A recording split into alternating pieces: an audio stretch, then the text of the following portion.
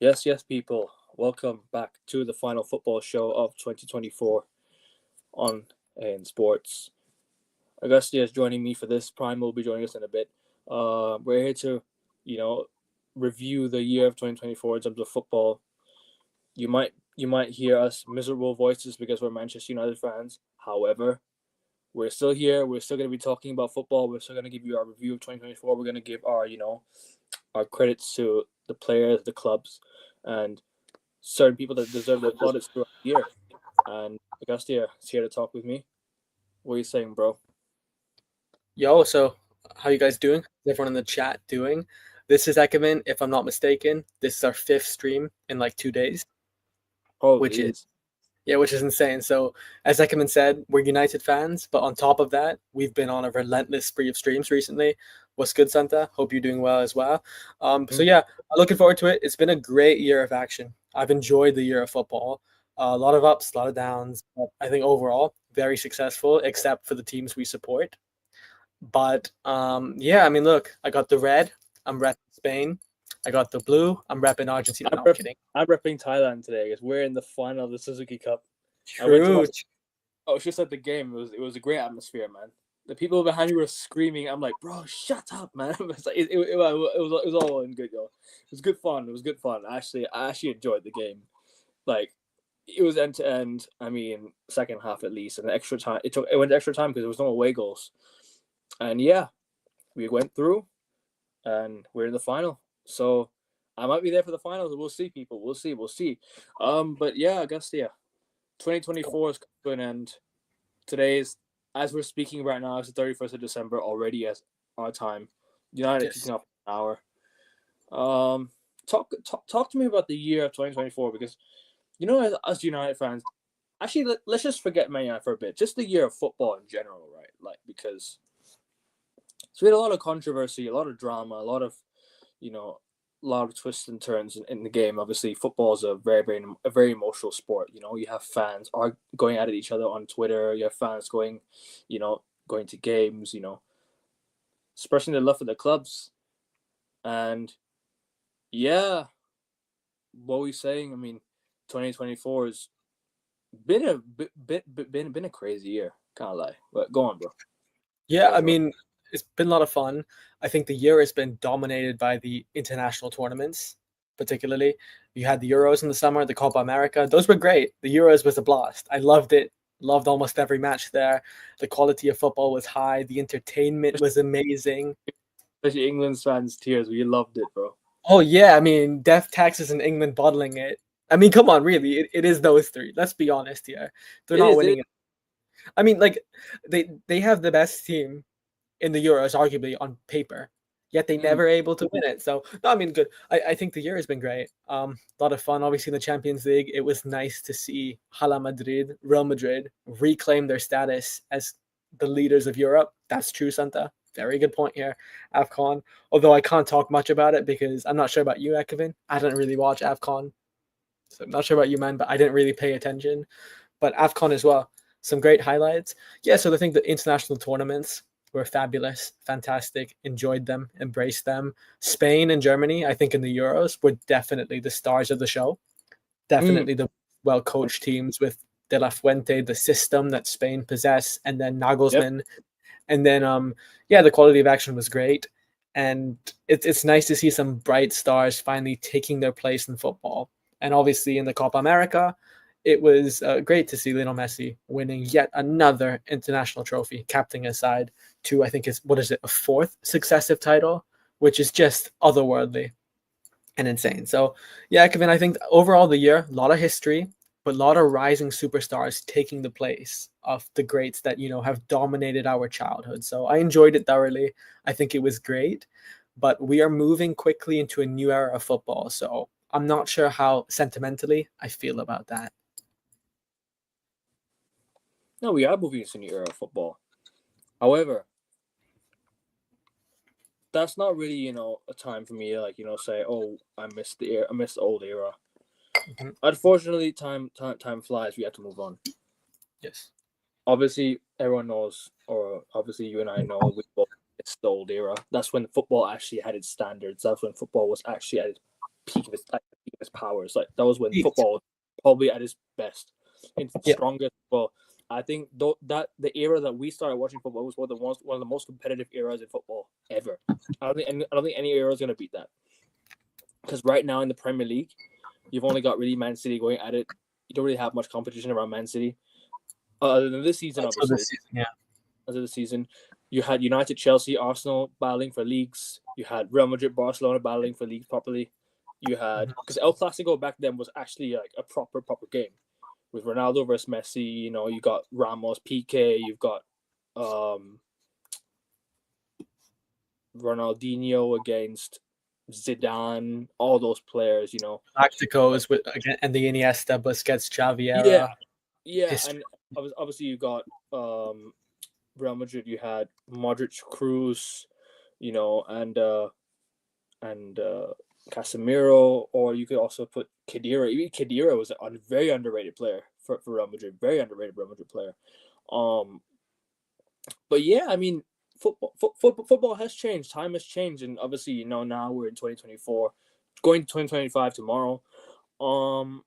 Football is definitely, you know, changing. Times are changing, and next year, I expect more competition. Really, because, well, at least not much compared to previous years, but football is still a competitive sport, right? As we speak, even though we're not competitive era right now, it's still a very competitive sport, like a sport in general. And I'm hoping that, you know, us United fans, we have something to look forward to. Us, you know, because we've been in the trenches for a very long time, and this year has been a very, very, like, you know, interesting year in terms of, you know, awards, in terms of, you know, who obviously you know who deserve what and what not. We'll definitely talk about, you know, the awards in the upcoming year. But this year, I mean, for me, like, for you, who do you think was the club of the year? Let's start with that, because personally for me, right, it's about, you know, who wins the best trophies, who wins the biggest trophies. We can give Bayer Leverkusen their flowers all we like, because they've had a tremendous year. They've had a tremendous 2024.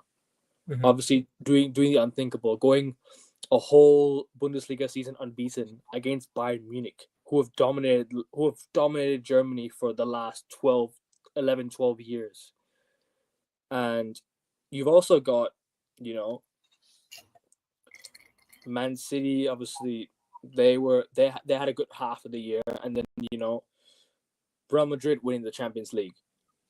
So yeah, I mean, what's your whole take on, you know, the club of the year, and who would you give it to? Just talk us through, like, you know, the clubs that have done the best, and if you had to pick and elaborate on who would you award the best club of the year to.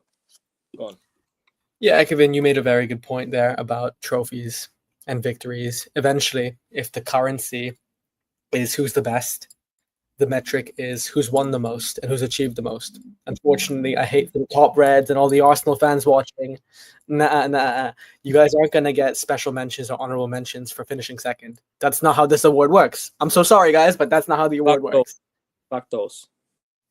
Exactly. So, okay, the best of the best.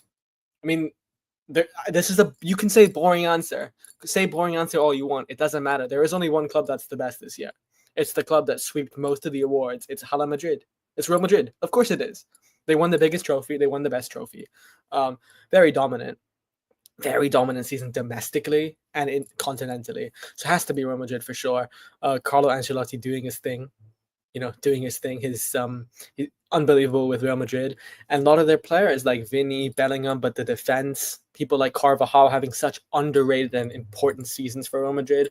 There's a reason most of those guys are 6-time Champions League winners. There's a reason that club has won the most Champions Leagues by far. I think they're almost double digits clear of AC Milan in second. So Real Madrid, 100%. It has to be, for me, the biggest club, the best club, the most successful club, with some of the best players this year as well. So without a doubt, Ekevin, Madrid. But as you said, let's give Xabi Alonso his credit. Where he took Leverkusen from when he started to where he basically was at the end of the season. Wow. Wow. Unbeaten season, lost all but I think 2 games. The Europa League final included. So kudos to him. And they played such aggressive, expansive football, stuck to the principles and philosophy. But really, do I have to say much? Ekevin, it's Real Madrid. It's Real Madrid. The name just strikes fear into everyone. No, I hear you. It has to be Real Madrid for me. Like you winning the Champions League, yeah. Winning the Champions League is the pinnacle. Like, let's just be real. It's the trophy of the year. Like, if you win the Champions League, you could maybe say Chelsea weren't the best team when they won the Champions League, but they still won the Champions League. It's still the biggest trophy of the year. Whether I agree Chelsea were the club of the year at the time is a different conversation. However, Real Madrid won their league and the Champions League. And I'm not discrediting Chelsea. I'm not discrediting anyone here. I'm not discrediting any Champions League winner because Real Madrid have won the Champions League in the past and didn't win the league as well, right? But the Champions League is the pinnacle. Preach. The Champions League is the pinnacle. And when Preach. you win the Champions League, you may not be the best team in the world, but it's the biggest achievement. So it has to be the club. It has to be what you've won, isn't it? Yeah. It's got to be that. And yeah, I'm gonna give it to Real Madrid. Really, Prime. I've sent you the link, bro. Check your message. Yeah, Prime. That's exactly what I said. The best of the league is the winners. No second place trophies. We ain't a charity. Only for champions. So Arsenal and the top Reds, take a back seat, bro. Take a back seat. Try again next year, but you probably won't be. I was being told pray for Bayern. and the Arsenal there was a certain Arsenal fan doing Real Madrid versus Arsenal combined 11, only to find out Arsenal won. Fuck all, Real Madrid won the double the same year. You know what, guys? We shouldn't give them what they want. They're haters. Arsenal fans are haters, right? They do nothing. They win nothing. They try to pretend to be a big club. So let's not give them the attention they deserve. They are a big club, but the way they act is like little, man. Yeah, I mean they're a big club, but in terms of success, Arsenal fans can mock me all they like about us being 14th in the table, but all I can tell you is we've won more than you in the last 5 years. We've won more trophies than you in the last 5 years. You've won 1 FA Cup in the last 5 years. We won the League Cup and the FA Cup. Yes, your position might be more promising in the table. I hear that, but the cups are what we judge football on because it's the aim of sport. Unless you get relegated with the cup, then okay, I'll probably, allow it. But still, can I just add something? United won the FA Cup even though we're being 8th. People say we can't beat Pep. Yes, we just beat Pep in the final. We just beat Pep in the final. So this excuse of but we can't compete against Pep. Let's not forget, Thomas Tuchel beat Pep Guardiola in a Champions League final. In half a year with Chelsea. Half a year. A guy joined in January and won the Champions League in May. So I'm not doing none of this, but Pep is here. We can't beat Pep. All Pep did was just sign Haaland, and that was it. All Pep did was sign Haaland, and they looked so much better. And Rodri just looked like some different baller. Once Rodri leaves, they've been dead. You look at Man City in the last few games, they've just been dead. I think 2024 has been Man City's worst year. Other than when they won the Premier League, it's been the worst year for them in the second half for I don't know how long. I don't think you can really look at, okay, the first half of the year they won the league, right? Mm-hmm. Yeah. But since they lost the FA Cup final, since they lost to Real Madrid on penalties, they've not been the same team. They've not looked great. So all this, but you can't compete against Pep. So when Pep is losing games, you're not giving excuses saying that, but we can't compete. It's Pep Guardiola. Look at Slot. Slot's come in and look where he's taken Liverpool to. Conte, first season with Chelsea after finishing 10th the year before, wins the league with Chelsea the following year. Ten Hag wrote Pep City. Maybe. It's crazy as it sounds. Maybe because that FA Cup final was something that yes I celebrated, but Ten Hag stayed. By the way, Prime, check your message, bro. I've already sent you the link on. Hop on, man. So you can hop on. Yeah. So you can hop on, mate. Can I just add to what you just mentioned, Ekavin? Go on. Sorry, mate. No. Sorry, I completely agree with everything you said. With City, I'm gonna say it. Maybe this is the last time I'm saying it this year. This is the worst City I've ever been since pre-Taksin. I've said it the final time, Ekavin, since pre-Taksin. Worst they've ever been. They've never been this bad since they won the title under Abu Dhabi. That's a fact. That's irrefutable. Nah, it's just the way you said that, man. So, since the Thai PM, the former Thai PM, perhaps the most powerful man in Thailand, own the club. They haven't ever been this bad. Yeah, I mean, look, Prime, what you just said, Ten Hag breaking Pep City, that would be nice. For United fans, that's a bit of a consolation prize, knocking down our noisy neighbors, bringing them down while we're falling. That's nice. That would be cool, but realistically, all banter aside, fortunately, that's not what happened. I think it's more last season. City, again, you just look at the squad depth, very thin, barely any position they could really reinforce it with someone as like for like as the player who's starting.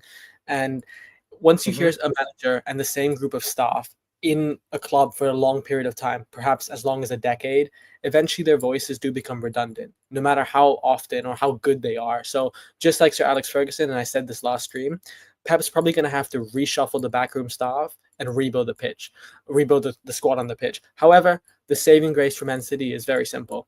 You still are one of one. You still have state-of-the-art facilities. Your structure is unparalleled. You are built to win no matter who is in charge, no matter who's on the pitch. So, again, I don't think City are screwed long-term. Their blueprint is by far better than any club in England. They have the financial backing to consolidate that. So they have the capital, and cash is king in our society. So they have the capital. They're leading amongst money standpoint and also technically. So, I think City will be fine. It's just a matter of when they revitalize their philosophy and invest in rebuild. So City, it's going to be a dip for them. But again, form is temporary. Class is permanent. They'll regain their class. And Santa says, I expect Arsenal and City to be in the market looking for players. Yeah, I agree. I don't know about you, Ekavin, I agree. Arsenal have to reinforce. They should have signed a striker this summer because that sort of ruthlessness is the difference between winning games versus winning championships. They didn't. Edu and Arteta didn't.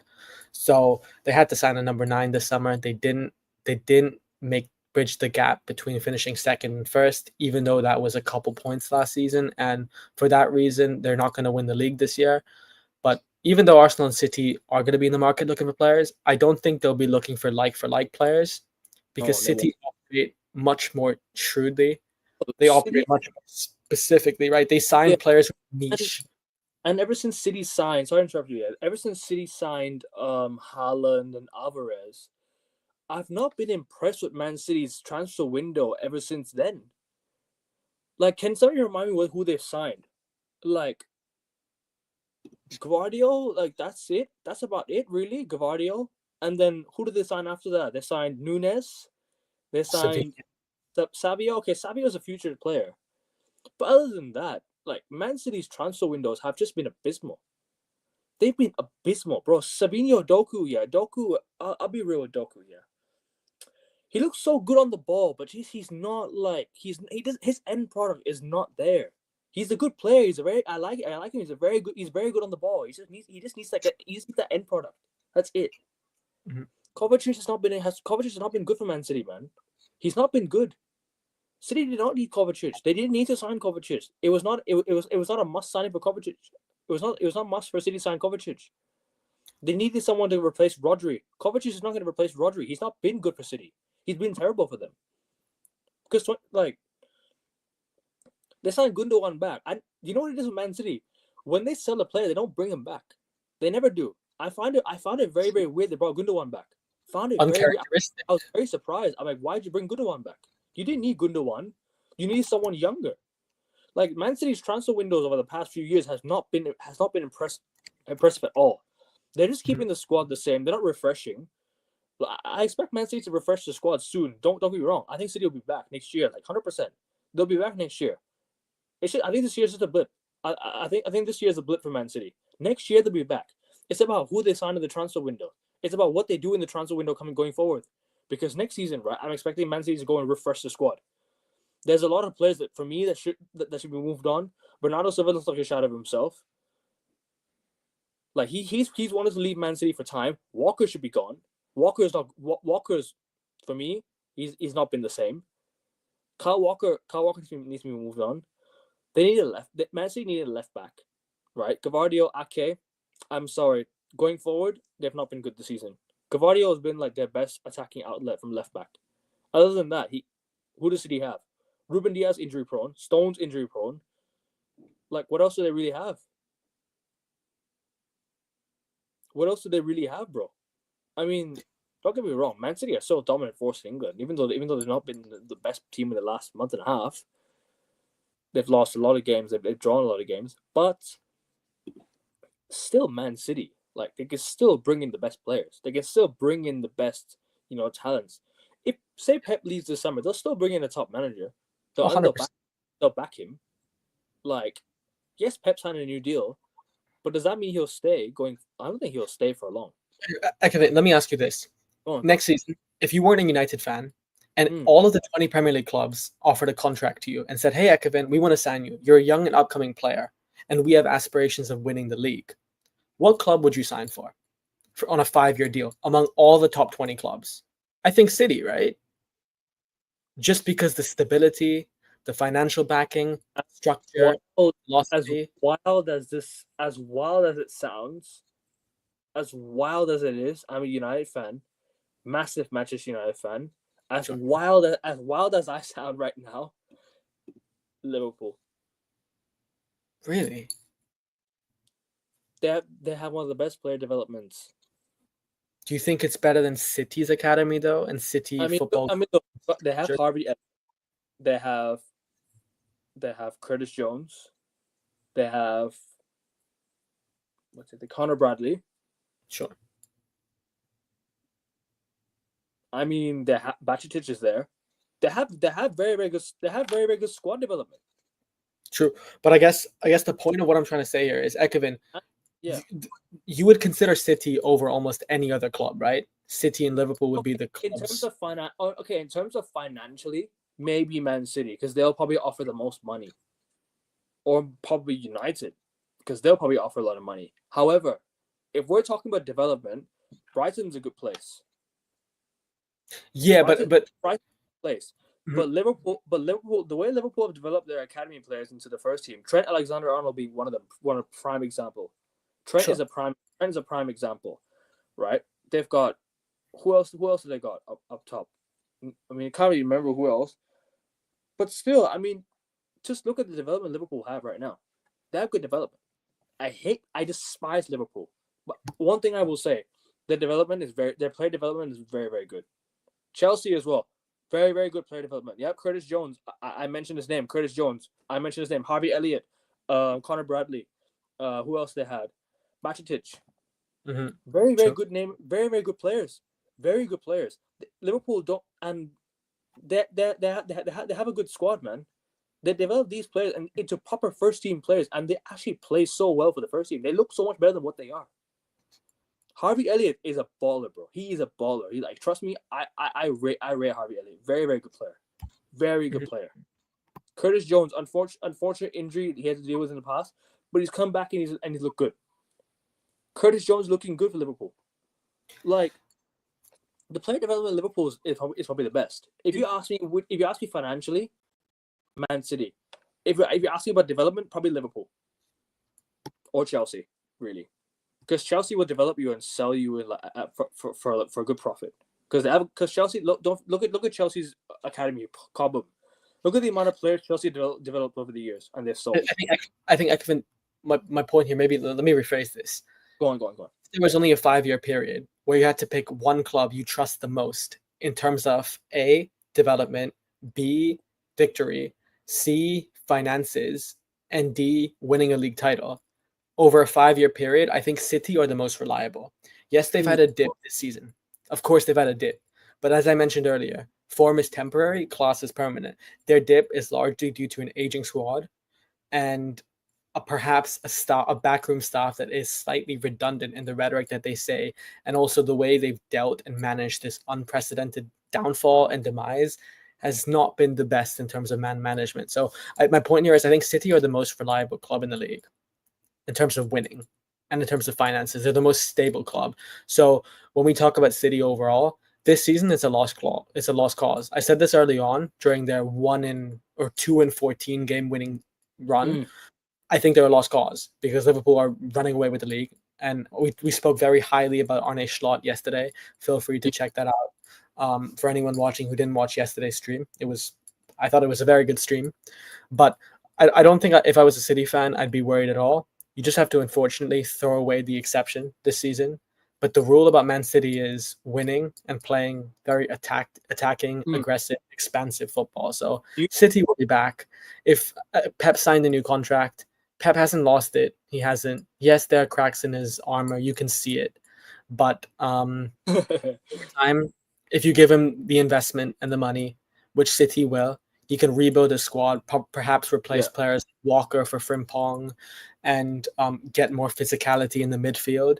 I'm sure they'll be fine over time, and they'll be back to their best. I don't know if you've seen Monkey D. Luffy's latest comment. Salah is carrying Liverpool. I mean, I don't really have much to say about that. I mean, if you actually look at Liverpool, right? If you actually look at the way Liverpool play, go look at Gravenberch. Go look at Jota when he comes off the bench or when he starts. Go look at Van Dijk. Go look at Trent. Salah is not carrying Liverpool. He's not carrying Liverpool. He's not. I actually watched Liverpool games to tell you that Salah isn't carrying Liverpool. McAllister is playing very well. Szoboszlai is a very good player. Liverpool have a good squad overall. It's not Salah carrying Liverpool. Yes, Salah might be having the most output in the team. But if you actually look at it from a standpoint, if you actually look at Liverpool this season, it's not being carried by Mo Salah. Gravenberch is playing very, very well. He's come into the team and he's looked like a new player. Didn't play much last season, right? Maybe Klopp didn't want him, but Slot has now given him the opportunity and he's performed. McAllister has now come in. McAllister joined Liverpool last year for cheap, and look at him, he's playing very, very well. You've also got Szoboszlai, Curtis Jones, Harvey Elliott. What's the other player? You've got Endo off the bench, Van Dijk, Konate when he's fit. Robertson's not been the same player. I hear that. I think the Liverpool more from Robertson. Trent's a very good player. Alisson's still one of the best keepers in the league. Obviously, Mamardashvili is coming next season, so I mean, yeah. Who else have they got? Diaz has looked really good this season. Diaz and Gakpo looks like a new player. Very true. And who else am I missing? Am I missing somebody else? Mes, Kelleher. I mean, everybody. Yeah, everybody. I mean, look, I think to keep it simple and agree with everything you said, no, I don't think Salah is carrying Liverpool. I think his performances are more of a byproduct of how Arne Slot. His output is carrying Liverpool, but he isn't carrying them on it. Like he isn't carrying them by himself. Go watch the performance. Go watch the West Ham game, by the way. Ruthless. Bro, Liverpool destroyed West Ham. The whole team, bro. The whole team cooked West Ham. But you know, Ekman, that's been the theme of Liverpool all season. Almost every single match this season, even the closest of matches, the core of their team has performed close to the best of their abilities. And I think that ultimately goes down to Arne Slot and how he's managed this very tough transition. If you notice historically, you talk about David Moyes when he came in after Sir Alex left, or Unai Emery after he came in after Wenger obviously departed. It's tough to replace one of the best managers your club has ever had. It is ridiculously tough, especially to motivate, empower, embolden those group of players. It is very difficult. But what Arne Slot has done very selflessly, unlike David Moyes, for example, if you remember, Ekevin, I think Patrice Evra spoke about this publicly. When David Moyes first came in, he basically said, I want to abandon everything Sir Alex taught. I want to abandon all the rules every single specific philosophy and idea he had. Good point, bro. Good point. Very good point. Exactly. Because you know what it And is? he wanted, Yeah. yeah. No, finish up. Finish up. And he wanted to embrace his own values because a manager wants to basically be the poster boy of your successful dynasty. Yep. What Arne Slot has done distinctively and differently is he has said, I'm going to take the good of Klopp. Klopp style of very attacking. We're going to keep that. We're going to keep those principles. But let's just, again, amend the bad. For example, under Klopp, Liverpool's players would die out, again, quite quickly in terms of fitness. Arne Slot has been far more disciplined when it comes to pressing, as for an example. They don't press relentlessly throughout the entirety of a game. They're more controlled. They're more relaxed. That's why there are less injuries this season. So I think really going back to my point here, my overall point here about this, Arne Slot has taken the good from Klopp, eliminated the bad, and worked on it. And he has basically maximized the output of almost every player. And that's why all of them at the same time are in the form of their lives. And they are beating everybody. And what I would exactly because he's not wearing his team down to the ground, and also he is a little bit less aggressive with trouble. I disagree defensively better than Klopp, by the way. When Liverpool were don't forget that 18-19 season when Liverpool had that unreal season, even though they didn't win the league, they won the Champions League. Go look at the way Liverpool defended that year. Van Dijk alone was the best center back in the league. He was carrying that back line for Liverpool. But they got dribble past 0 times. Van Dijk is now not the same defender as he was before, but still performing at a high level, right?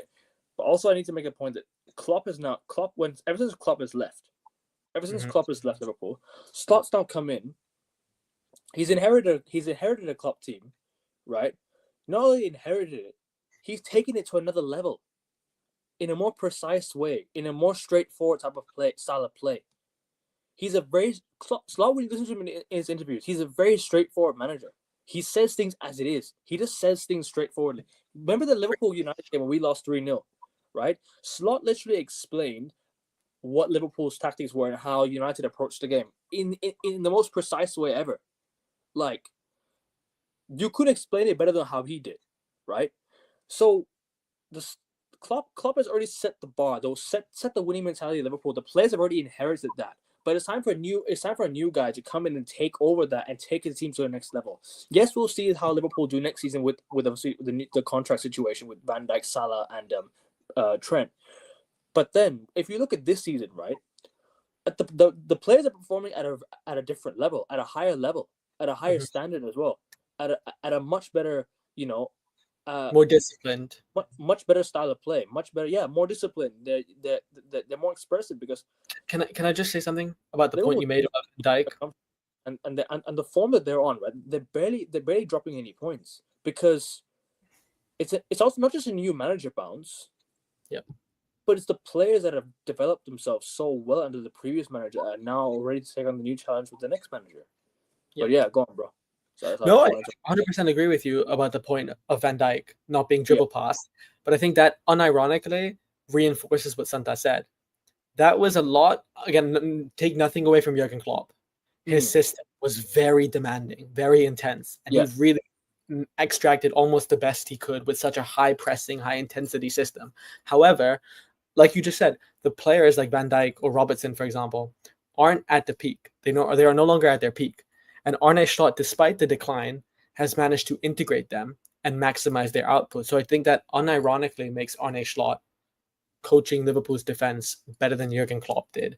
So I agree with you. And 100%. I think Slot has eliminated the bad and taken the good and consolidated it, making Liverpool much more disciplined, making them less volatile from a conditioning standpoint, and also really maximizing the output of every single player. Not running people like Trent to the ground, for example, not making him be as aggressive, and really allowing, instilling confidence and composure in the squad. Because one of the things about Jurgen Klopp's man management, similar to Pep Guardiola in a way, one of their very few flaws is the fact they can be too unfiltered.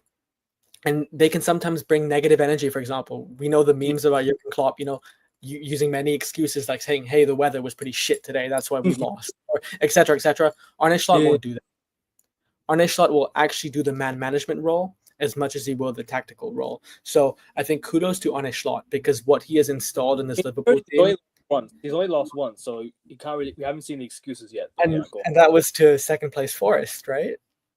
At the time, no, Forest were I think 5th in the league, but I'm Forest. But in terms of opponents, yeah, Liverpool are running through everyone they played. I don't think I've seen a Premier League team in a long time. Even City during their Centurions, or even Pep. Pep would still falter to the likes of United. We're a better team than Man City, bro. Like, I've always thought that Liverpool. You know, it is as much as it pains me to say, I always think Liverpool were the better team. Like, if you actually look at it on paper, if you actually look at it on like when if you're doing a combined 11, I actually think Liverpool had the better team most of the time. Anyways, they had the better. I think if you put their best teams right up against each other, Klopp against Pep, Klopp's team in 18-19 against Pep's team in 17-18, let's say, best Premier League team of all. I think Klopp wins. I disagree. I think Klopp wins. No, I we've seen Liverpool beat Man City in the Champions League, right? I know it's different. Right? Different competition, right? But that Centurion Man City team lost to Jurgen Klopp's Liverpool that year. Actually, wait, no. I think I can separate it in one sentence, and I'll pass it on to you. Go on. I think it's Liverpool have better players on paper, but City's system is far better. That's how I would separate it. No, I think City had the better manager. I'm not saying anything against that. I just think Liverpool, if you put a combined 11 out, Liverpool are better. I disagree. Slightly. Because I just think, because I don't know. I just think Liverpool had a lot. Had okay. Let's actually do a City Liverpool combined 11 then. Quick one, because I don't think there's a reason why he didn't win as much as Pep, because he's not as good of a manager as Pep, and he didn't have a good. No, I'm not saying City or better than Liverpool or Liverpool better than City. I'm just saying if you play them in a match. I'm not saying who did a better achievement. Playing someone in a one-off game doesn't necessarily mean much. Like Ollie's United beat Pep City. That doesn't mean Ollie's United is better than City. I hear that. Doesn't necessarily mean much to me. Like what Liverpool have, like Klopp also left a better squad than what Fergie did when he left. That like everyone admits that United squad was like. No, it was dusty. People say it's the worst Premier League winning side for a reason. Like that wasn't a good side to leave on for a new manager to take over. It was they had a lot of like old players, old legends. Yeah. When you look at this Liverpool side now, like it's showing that the fact that Klopp left because he was burnt out. Well, all you needed to do was actually start coaching properly and use better tactics. Klopp, I compare him very much to like a Fergie. All great with the man management side, but tactically, like you get outdone quite easily, and it's showing. Slot coming in, and like you've been saying, just tweaking things and looking how well Liverpool have been playing. I don't even think Liverpool have been amazing all season. I'll be honest. Like Chelsea played them at Anfield, they great, but what they have is they have an experienced spine. They have like a potentially Premier League all-time great winning spine, and they've got players around them that complement the system, and they're just efficient when it's when needed to be. Even when they concede like counter attacks, it's always half chances to the opposition. Like Liverpool never get outnumbered when it comes to a counter. It's usually like a 2v3 in their favor, or a 4v3, or a 1v2. Like they don't. Slot is a quality manager. What he's doing is amazing. But again, people shouldn't be so surprised Liverpool are competing, because they were challenging for a quad last year. Two seasons before that, they're also challenging for a quad. So the fact that people downplayed Liverpool going into the season makes what they're doing even better. But in reality, like they challenged last year, they've been challenging for a few years now. I mean, more than a few years. Been challenging for about 5-6 years. So challenging this year again shouldn't be another surprise. But what they're doing is brilliant. I'll be interested to see how they perform in the second half of the season, because I don't believe they'll just run away with it. Hey Kevin, remember I've been saying for a few months now, Arsenal are still Yeah. in this. Arsenal, Yeah. where are they now? They're still in this title race. I've been saying Yep. this. People Except, shouldn't yeah. write Arsenal at all. The fact that people have been trying to focus on Liverpool and Chelsea, and they've allowed Arsenal to come back into this. Don't write them off. City, let's see what they do in the January transfer window. I'm not very impressed. I don't want to write them off necessarily just yet. I want to see what they do in Jan. But Liverpool, we'll see. Will they hold their nerve and see it through? Because Will they get over the Salah Christmas celebration curse? because when I bring up this stat, people don't like it, but Liverpool have not won a Premier League title race. Every time Salah celebrate Christmas, yeah. It's not just Salah. I mean, in general, Liverpool have not won a Premier League title race. The title they won under Klopp, they weren't in a title no one competed with. Yeah, they were in a league of their own, and not Yeah. because the competition was good. Yeah. It was simply because they were out. City were having exceptionally bad So season. we'll see. I mean, listen, we'll see. We'll see if Liverpool the line. That man This thing Liverpool fans are trying to do about being like leopards in the trees and try and do this gimmick of they're not favorites. Stop it, man. It's embarrassing. It's really people talk about thing of we're chill guys. Listen, Liverpool, what they're doing is embarrassing. If you had to play that Man City team, right? If that 1920 Man City team was in the Premier League season, right? Where do you think they finished? I think they finished 5th or 6th. That team if that Man 1920 season, that 2019-20 season, when they got blown up by Liverpool, right? And they were losing teams like consistently. Remember they lost to Wolves at home, and then they lost to Wolves 3-2 away as well, and games like that. If you put that Man City team in this league in that league this season, right? Where do you think they finish? Oh, Second. that 1920 City team. Oh well, Second. people don't. There's context because City had mass injuries that season. They had mass injuries.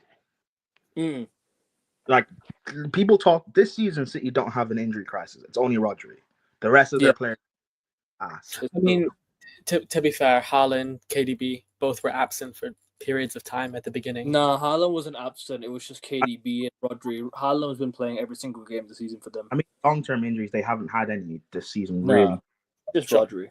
In 1920, they had long-term injuries defensively. That's why they just they just gave up by like December. They stopped chasing, which is I mean, we've seen in following seasons that City, when they've kept the pressure on, regardless of the points, they've been able to win the league. So I believe if they had kept chasing Liverpool that season, I think they could have won it. But we'll never know. I guess we'll never know. I hear that. 2025, Man United. Are you guys getting relegated? I say that as a joke, but there are some United fans that are actually worried about you guys getting relegated. So. You know what it is, bro?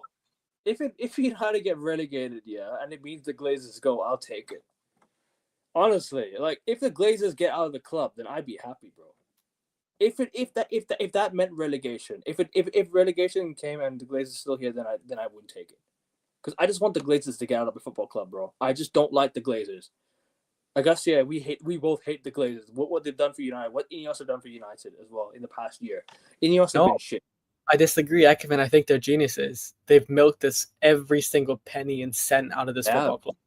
It is a great business model, the way they've exploited it as a cash cow, and especially controlling the narrative too.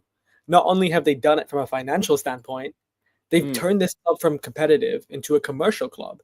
So, and as you know, Ekman, they've stoked division, right? Agencies, influencers, they've purposely created the division as well. So, no, I mean, I don't hate them. I respect them, but I agree. They have to go for this club to be. Yeah, they have to. They have to. I agree completely.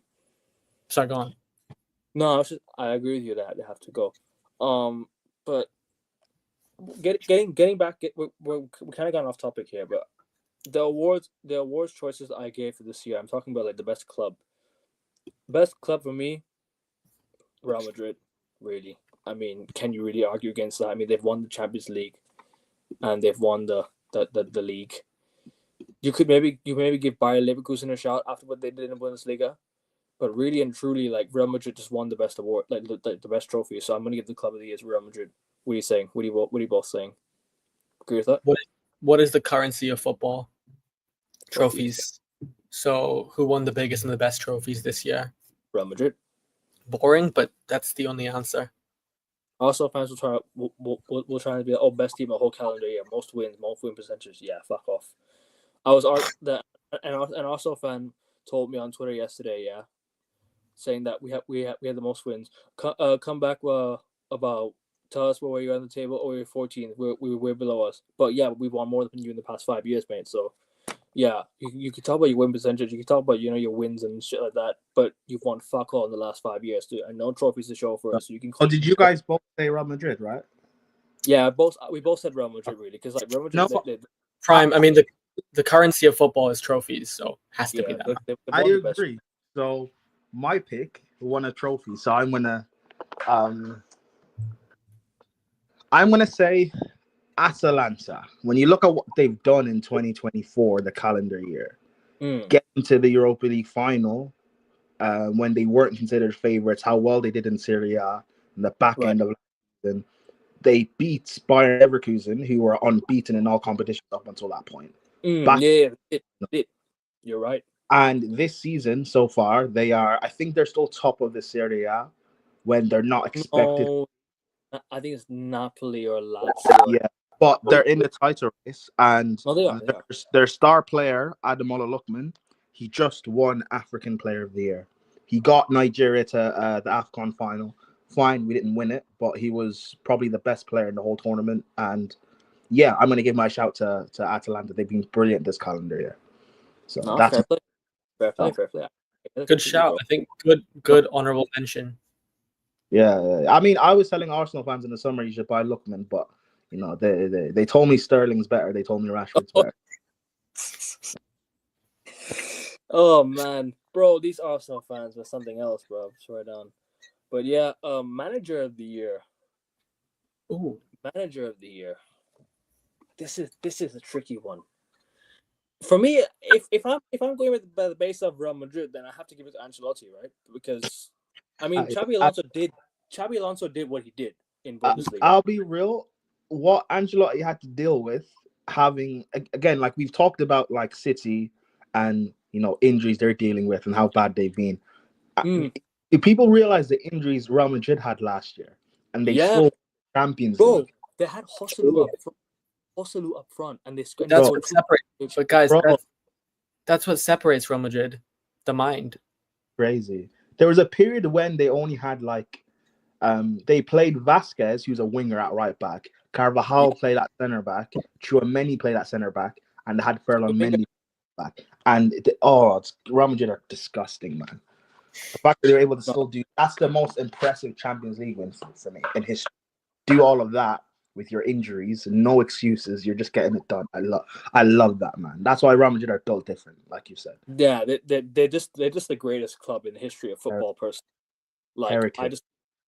Heritage is finest, bro. And then they got to the final. They didn't even play great against Dortmund, but they won 2-0. Like, bro, Carvajal stepped up when it mattered. Yep. What do you call? He was there for who else? Vinny scored. Vinicius Junior scored as well. Like, they signed Jude Bellingham from Dortmund. They signed Mbappe on a free. Although Mbappe has not been amazing, it's like look at the signings Real Madrid made. They should have replaced Toni Kroos in the summer. But recent times, Real Madrid signings have not been like so-called levels. It's just Jude Bellingham for me. But they signed players like people didn't even know about, Joselu, and they won the Champions League. That just goes to show how great Real Madrid are. They can win with a player like Joselu up front. And they had, let's forget, Courtois was injured as well. They had Lunin for the whole Champions League run, and Lunin saved them as well.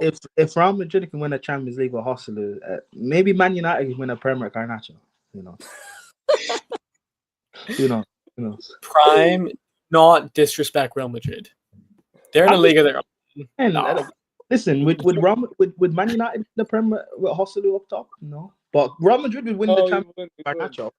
Listen, I trust Real Madrid. They win with Garnacho. Joselu is better striker than Højlund, though. He's a better striker than Højlund for sure. I don't. Is he? Yeah, he is. Yeah. Okay. Let's just be real. He's won. Objectively, you're not wrong. Yes. I'm not wrong. Yeah. I mean, look at what he did for Real Madrid last season, bro. How many clutch goals did the guy score? Like quite a few, you know. But yeah, I'm gonna go with Ancelotti. Best player.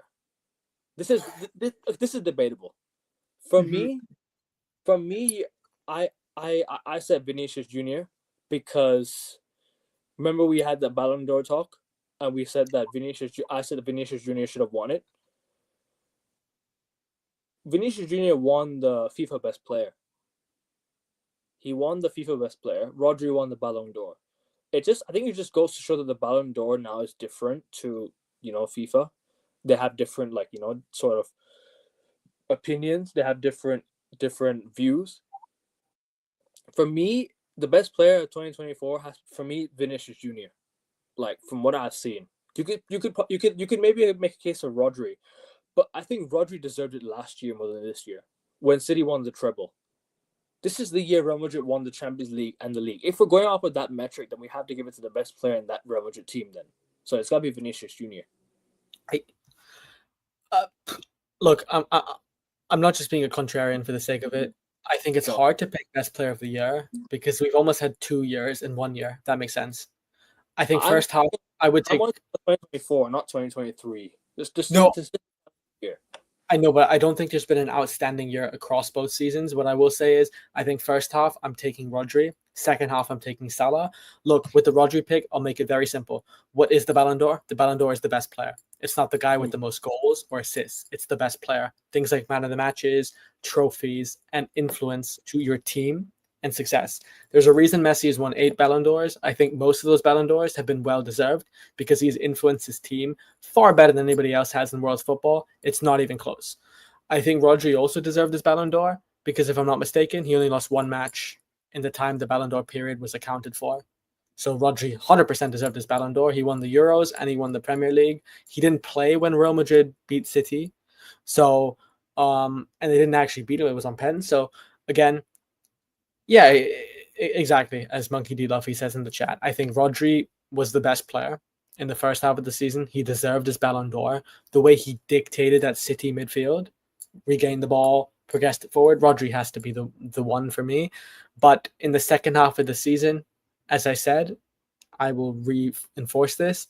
Mo Salah to me right now, today, in this moment of time, is head and shoulders the best player in the world. And it's not even close. He's leading in among almost every individual metric possible, goals and assists. He's double digits, I think, for the first time in a long time for a Premier League player to be double digits in the goals and assists halfway through the season. So I think for me, Rodri in the first half, Salah in the second half, and if I had a gun to my head, I would probably pick this year's player of the year as I don't know. I actually can't pick. Probably Rodri because the league in the Euros. But I'm gonna give a special shout out to Lautaro Martinez because I think he was exceptional in Syria and the Copa America as well. So he's another one. So I think People love to undermine other leagues. You know, they love to say the Premier League's the best league. It's the bar of the best players in the world. I disagree. The best players in the world have mostly won it from La Liga. The best players in the world have been the best players from La Liga and the teams that have won Champions League from La Liga. So Real Madrid players have really been the best players in the world in the past few years. Benzema won the Ballon d'Or when he won the league and the Champions League. He was playing in La Liga at the time, competing with one of the best strikers, Lewandowski. Remember he had Lewandowski as his competition. Mm-hmm. Tough Ballon d'Or to win. Lewandowski was there.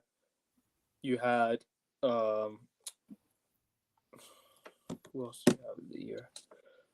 I mean, you still had good competition. You had Griezmann. You had Griezmann in La Liga.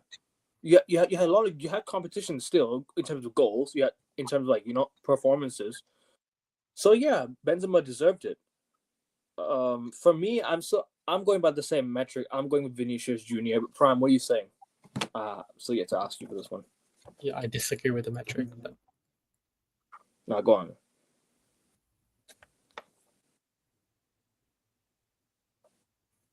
Hold on, let me just read some comments. Yeah, Sanda, you are right. Ballon d'Or equals Yeah, I guess that makes sense. And you made a point about 100%. So far, right now, gun to the head, Mo Salah, best player in the world, not close. And second half, Lautaro wasn't the same. Yeah, I agree Yeah, with you. That's why I didn't pick him for my best player. But I think he does deserve an HM just because that first half of the year, my goodness, he was dominating in Serie A and in Copa America. And I think in terms of stats as well, objectively, his goals and assists and man of the match awards yeah, was even better than Vinny, if I'm not mistaken. If you compared both of them side by side in the first yeah, half, so prime, who do you have for? yeah. Prime, who do you have, bro? In terms of like the best, like in terms of the best player this year. I said Vinny. Garcia said Rodri. Who are you saying?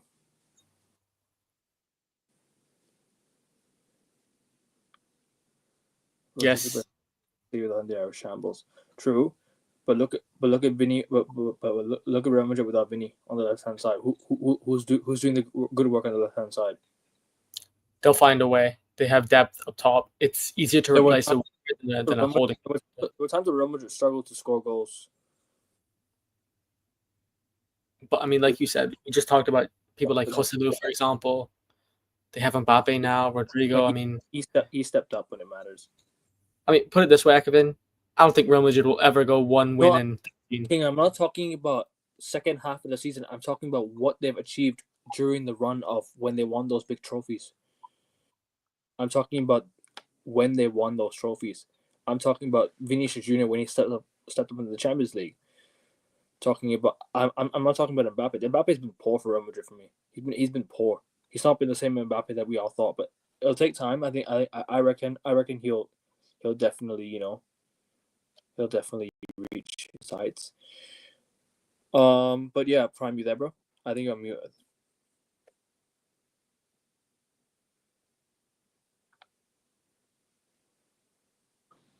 Yeah, I was muted. Yeah. Who's your best player this year in terms of 2024?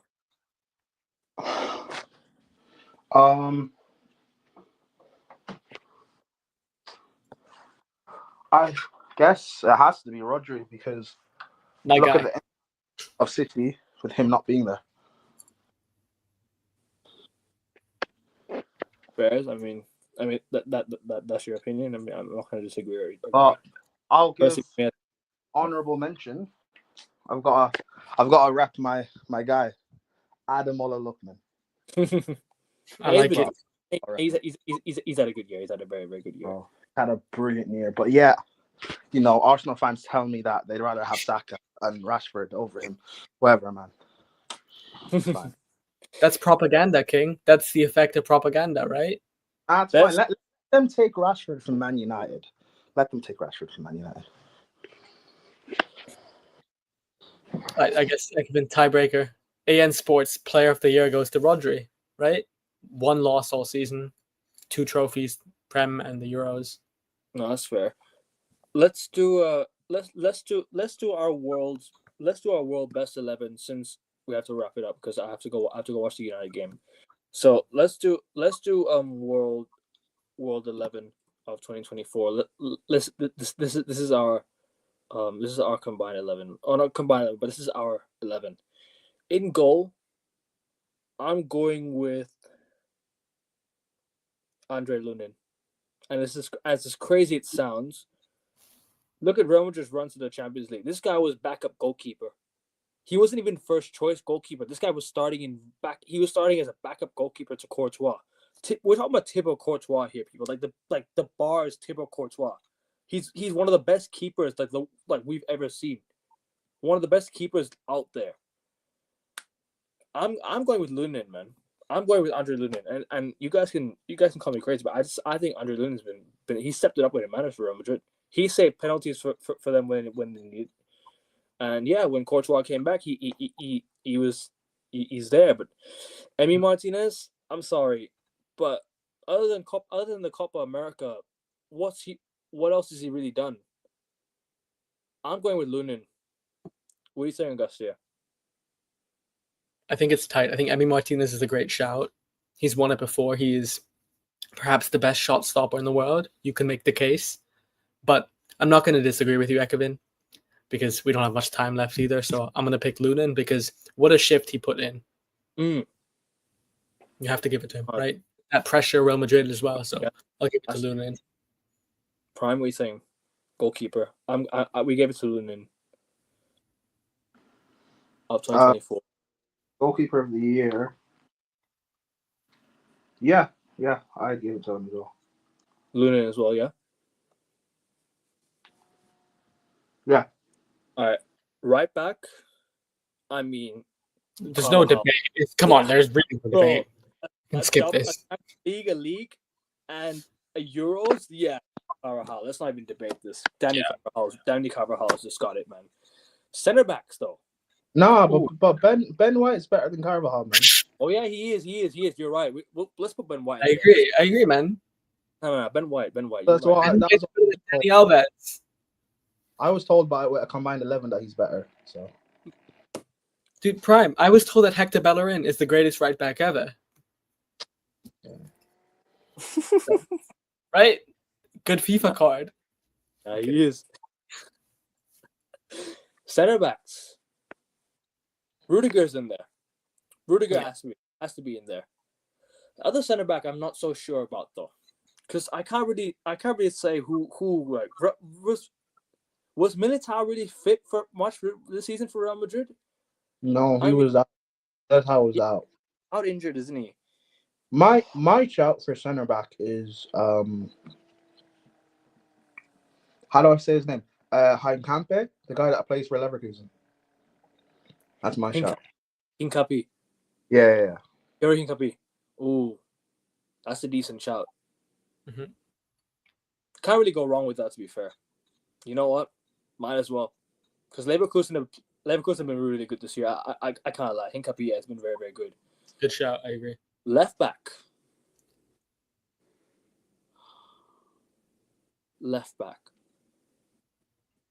I mean, Camavinga played left back, but it's not his natural position. He played well there. You want to do Cucurella? No, I'm kidding. Cucurella. He's been good though. Yeah. He's been good. He's actually towards the end of last season, right? He was one of Chelsea's really, really good players towards the end. And the Euros, excellent Euros. During the Euros, he was phenomenal during the Euros. So yeah, you could maybe say Cucurella, but I wouldn't say that right now. I can't really pick, to be honest. No, it has to be Cucurella. He's been the best left back in the world. You think Cucurella? Yeah. I mean, fair enough. Who's the alternative? I mean, I know Monkey D. Duffy mentioned Theo. Theo is obviously a better player. So, but if we're basing it on the performances this season, this calendar year, then yeah, I guess Cucurella. He won the Euros. He was instrumental. So, it's a good shout. Yeah. Ekevin? Well, then I guess we can move on. We can go to midfield. Prime, who would be your nominations for midfielder of the year? Rodri gets in. 100%.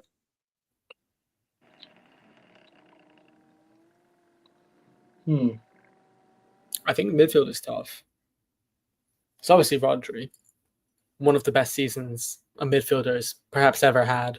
One loss, only the two major titles domestically and continentally.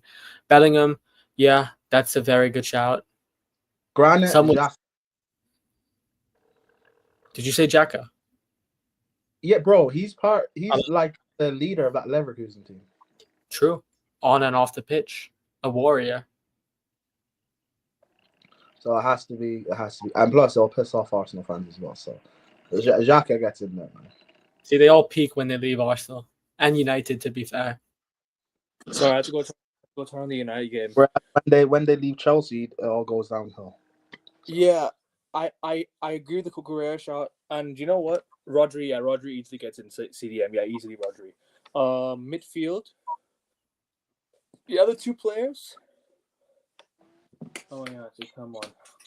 I mean, last game of the year, gotta win, innit? Predictions for this game, what do you guys think? United versus Newcastle. I'm going with Newcastle 3-1.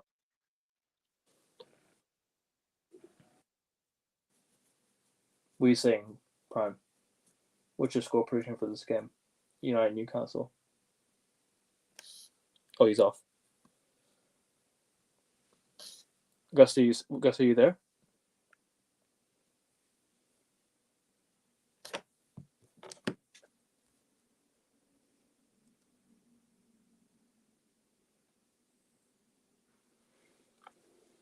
People, I think they've just been. Oh my days! Ipswich have a penalty.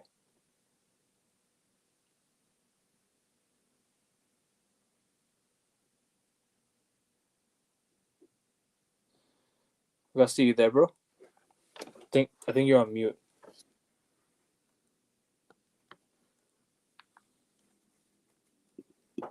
Sorry, had to deal with something.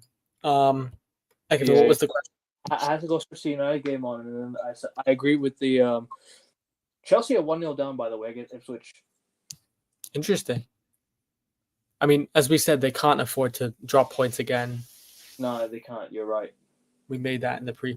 So what was our midfield? Rodri. I agree with this midfield. Rodri, Jude, Valverde. This is my midfield right here.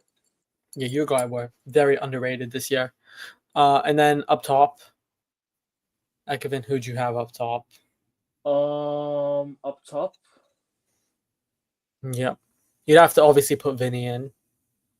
No, Vinny on the left. Rodrigo's right wing. Okay.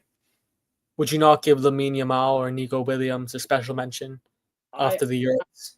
I would, but just on the basis of the fact that Rodrigo was instrumental in Real Madrid's win against Man City, that got them to the final. Okay. Rodrigo's been excellent for Real Madrid. I'm gonna give it to Rodrigo in terms of right wing. Left wing, up top. Oh, I don't know. 2024. It's tough. Can we make the case that in 2024 it's been the weakest year for number 9s in a long time? Gyökeres.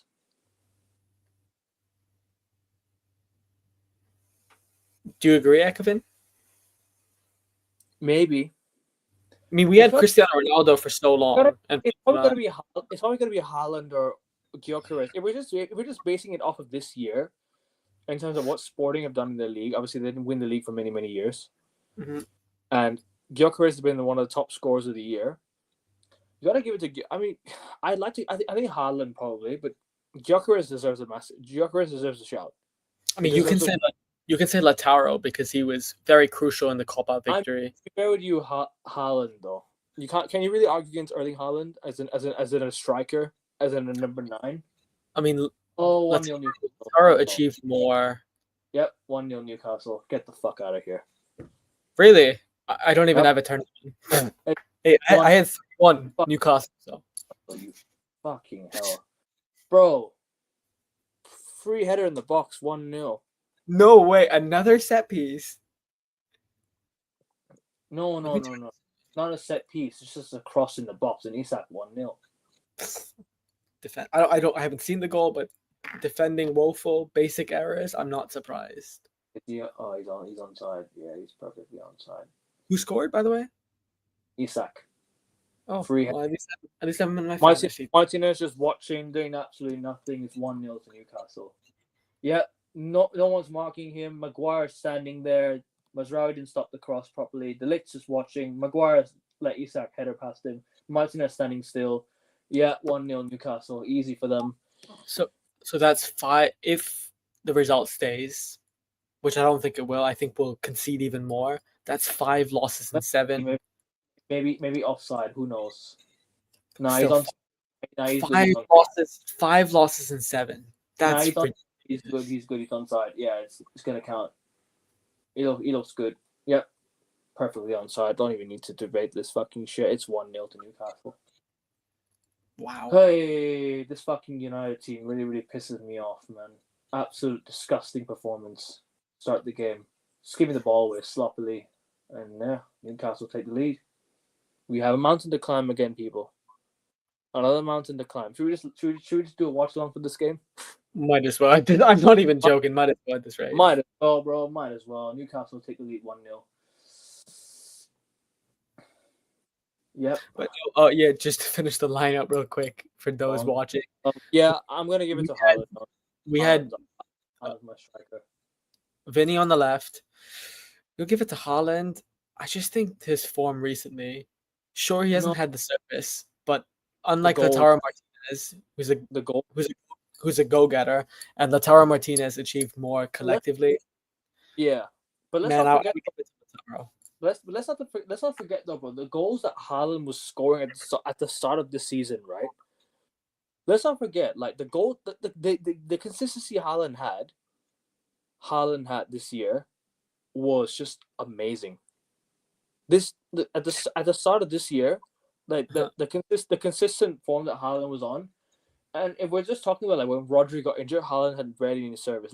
KDB's barely playing, so yeah, I don't know. I'm thinking Gyökeres, maybe.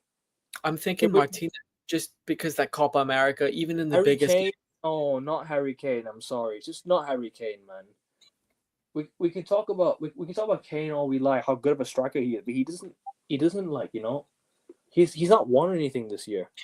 I mean, look, yeah, exactly. King, I like the shouts. I think individually, Gyökeres actually won something. That's why I'm giving it to him. Lautaro Martinez is also a good shout. I mean, he won the league with Inter and Copa America, and he scored the winner. He was pivotal in every single match. Yeah, and to take the shine away from the greatest player ever is not. I think I'll just give it to Haaland. Honestly, might as well. I can't really say much. I'll give it to Haaland. Why not? Haaland. I mean, Kane and Lewandowski probably surpassed Haaland and Gyökeres and Lautaro Martinez individually, especially from a goal scoring standpoint. But I agree with you, Ekevin, just because the lack of silverware that Barcelona and Bayern respectively achieved. Yeah, I don't include them. So for that, I'm gonna go with Lautaro Martinez because Haaland in the last 3 months has been non-existent. So for the most part, with all due respect, because he's I just give it to Rodrigo and Santa. I agree with you. Just give it to Rodrigo, man. I think Rodrigo's just been very, very instrumental in that Real Madrid run. I think you got to give it to Rodrigo, really. Like, Saka, he's not won anything. Cucurella won the Euros. That's why I'm giving it to Cucurella. Rodri won the Premier League and the Euros. Lunin won the Champions League and the league. All the players we picked have won stuff. Have at least won something major. Nah, not this year. Sorry. No, can I actually, King? You're 100% right. I'm a hypocrite if I don't pick Salah, because for those watching, I said Rodri first half of the season, best player in the world. Salah second half, yeah, 100%, no debate. Sorry, there's no debate for me. Mo Salah, from an individual standpoint. No, Rodrigo. Are you kidding me? It's Lamine. It's not Lamine Yamal. It's gotta be Vinicius Junior, bro. Gotta be Vinicius, yeah. But it's Vinicius Junior, man. You can't talk about Brazil. You have to talk about what he's done throughout the year for Real Madrid. People are trying to ignore that fact. But Real Madrid without Vinny wouldn't have won the Champions League. They just wouldn't have, because Vinny has been one of the best. Bro, don't forget, Vinicius Junior scored against Bayern Munich away. We're talking about 2024, their best achievements. I'm going with what they've achieved in 2024. I'm going with the players that they've achieved. So Haaland's won the Premier League. That's something that, obviously he's deserved. He's been the top scorer in the Premier League and actually won the Premier League, right? Vinicius Junior was just simply the best left winger in the world this year. I don't think it's really up for a debate. He's been the best left winger in the world this year. You can't give me Nico Williams. And Nico Williams has not done anything for Athletic Bilbao, just for Spain. I mean, then I probably have to put Camavinga at left back then, if I'm doing this.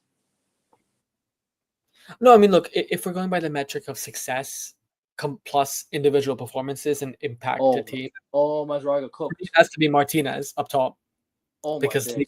league and international double. And then on the right wing, I think, I agree with King completely. Salah, and as Santa says, calendar year Salah has been the best. I agree.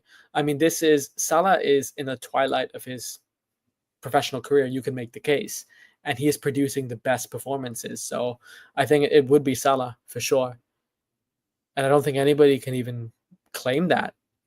I'm saying Rodrigo in terms of achievement. That's fair.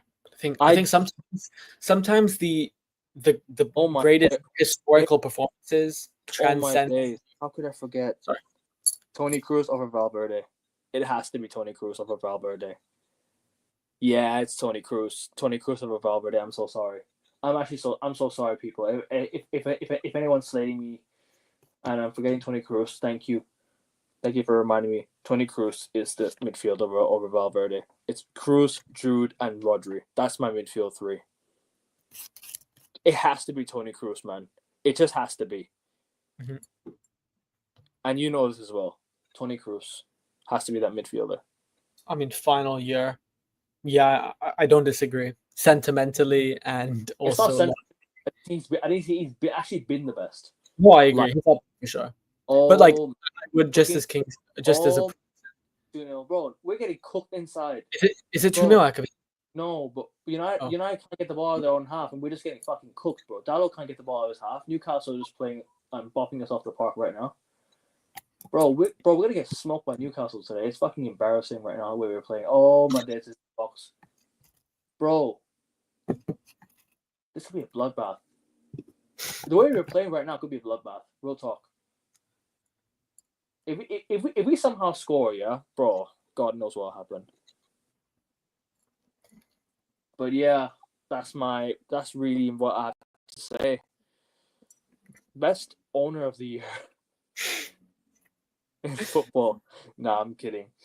I don't think we'll go that far. I think we'll go as to say best run club, probably Man City. 100%. Definitely no bias from me. We can talk about the 130 charges all we like, yeah, but at the same time, if you look at how they're run in terms of the standards, in terms of what they've been doing, in terms of how they've been doing in football, yeah, you just got to give it to Man City for what they've won, for what they've done. I know they have charges and everything, but still, like, come on, let's just be real. No, I have no hope in the next game, mate. No hope in the next game. We're gonna get destroyed. Chelsea equalised 1-1. João Felix, but he's offside. I mean, yeah, Chelsea are in a fight for top 4. I know a lot of people won't like that I say that, but I don't think they're in a title fight. They are. So you think Arsenal in a title race then? Yeah, I think it's going to be Liverpool, Arsenal, in terms of experience, quality, form, squad. So you're counting Man City out of it completely? Yeah, 100%. No doubt about that. They are. If I'm not mistaken, if Liverpool win their game in hand, aren't they like 16 points ahead? Something crazy. No, I'm not sure, man. Yeah. If Liverpool win their game in hand, they will be 17 points ahead of Man City. There is, unfortunately, no matter how good you are, even if you replace City from this season for City Centurions, I don't think they make the gap. 17-point gap is crazy. So I think City are out of it. I think it's going to be Arsenal versus Liverpool. And for Arsenal, just pile the pressure. Mount the pressure. Do what you did at the back end of last season and make sure you just go on a relentless streak and do not have games like against Aston Villa at home. Don't have games like that. But easier said than done. Santa says they are not winning the league with the amount of individual errors. Yeah, I agree. I think that's a big factor as well. And also the mentality, the confidence, the crisis of confidence. They're just there are more problems than not at City, but they're easily rectifiable and solvable. So I agree. Arsenal not having Saka for 2 to 3 months. Yeah, that's going to be a big blow. I agree. No, That's no, why it's a big loss, but still, Arsenal have a good team though. By the way, we have 0 shots on target, and Newcastle have 4 attempts on goal. Bro, this is embarrassing. Just one right now is already fucking. Go on, Mazraoui, get that. Oh my days, we're getting smoked. But no, I mean, again, yeah, Arsenal not having Saka for a couple months obviously will be a blow because he can score out of finite thin air. But I think they're the closest challenger for sure. I don't see anybody else that will challenge. Nothing against Nuno Espirito Santos and Forest, who vintage Nuno ball for sure. But again, quality-wise, investment-wise, we live in a league that's heavily backed. Quality-wise, I agree. It's just this season they've not looked the same. It's more like they're playing sort of set piece ball. Stoke City steroids. Look, Arsenal have the capability to play good football, like even without Saka. It's more of just what they do in January, really, because Arsenal needs to do some business in January. A lot of clubs need to do business in January. I think it's one of the most interesting January transfer windows in a long time because really and truly, we all need to do business, right? United need to do business. City needs to do business. Arsenal needs to do business. Oh, Ericsson, do some. Oh, what is that, Ericsson, man? Oh, Newcastle away. Oh my days! It could be 2-0. It could be 2-0. It could be 2-0. Oh, wow. What's Isak done there, man? He scuffed that so bad. That should have been 2-0.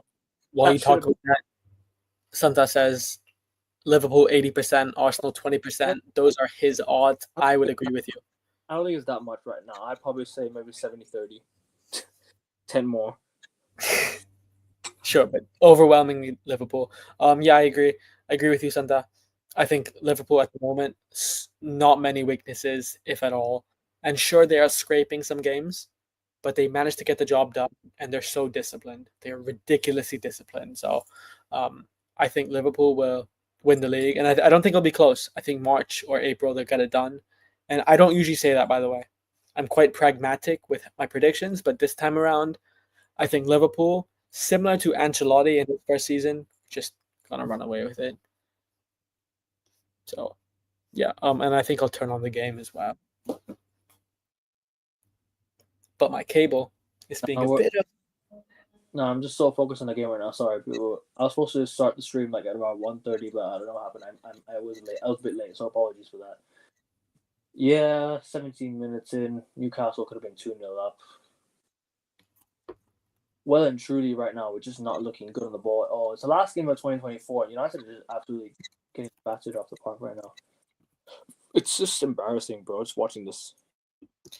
Yeah, I need to stream this game. Unfortunately, for those who don't know, Ekman and I are both from Thailand. My cable is glitching. It's not working for some reason. It's 2-0. Is it? It's Joe Linton. Wow, Newcastle are up 2-0 at Old Trafford in 18 minutes. Yep, this is going to be a bloodbath. This is going to be a bloodbath. We are going to get absolutely destroyed. This is just embarrassing. Lisandro Martinez as the fucking captain in today's game, yeah? Absolute joke. Absolute joke. Bro, how had you given the armband to Lisandro Martinez in today's game? It's a joke. It's 2-0 to Newcastle already in 18 minutes. This is an absolute fucking joke. Bro, this is the joke. 2 headers, 2 goals, 2 crosses, 2 goals. What is this? They're just targeting Lisandro Martinez, man. Lisandro Martinez is the shortest player on the pitch. It's way too easy to win a header against him. Way too easy. It's not even the set pieces anymore. It's just our defense can't win aerial duels. They just can't win aerial duels. But look at this cross. Lisandro Martinez just can't win a header against Joe Linton. Onana ain't diving for that ball. It's 2-0. No, Onana ain't doing fucking much, by the way. He ain't doing anything to help us. Yeah? Man, it's 2-0. This is just... Should I even turn it on, Ekman? It's really up to you, mate. I really don't care. No, because is it worth finding a stream to watch this dross? Do they even care? Like, what's the intensity? Are we even playing well? It's the end of 2024. still like this. Okay, hold up. These players are going to get Ruben Amorim sacked. They're going to get Ruben Amorim sacked by playing like this. They ain't following the instructions, the manager's instructions. This is the championship level fucking team. This is a championship level team. Watching this game. This is a championship level team. We deserve to get relegated playing like this. We don't deserve to be in the Premier League playing like this. Are you crazy, bro? I'm just watching and I just give the ball straight back to Newcastle. When we get the ball, we're just launching it into their box and they're winning it back. Insane. Bro, it's a joke. The whole of 2024 has been an absolute shit show of United, man. Let's just actually talk about United anyways in 2024. Let's talk about United because you know what it is. We still haven't spoken about United in 2024. I think we've spoken. That FA Cup has papered so many cracks. The FA Cup win has papered over a lot of cracks. I'll be real. Mm-hmm. And the way we kept Erik ten Hag until October has just ruined our season again. Our defense is an absolute shambles. It's an absolute shambles. Lisandro Martinez is not the same player he once was. He just isn't. Mm-hmm. He's not winning headers like he is. Bro, he's getting beaten in the air so easily. You just put a cross in. You just target where Lisandro Martinez is standing. Bang, 2-0. 2-0. It's game over, bro. We ain't winning this fucking game playing like this. Can't hold up the play. Can't win the ball back properly. Dallo ain't the same player. Bro, I'm running out of words to talk with this United team, man. Really, I'm running out of words to just even describe how shit we are.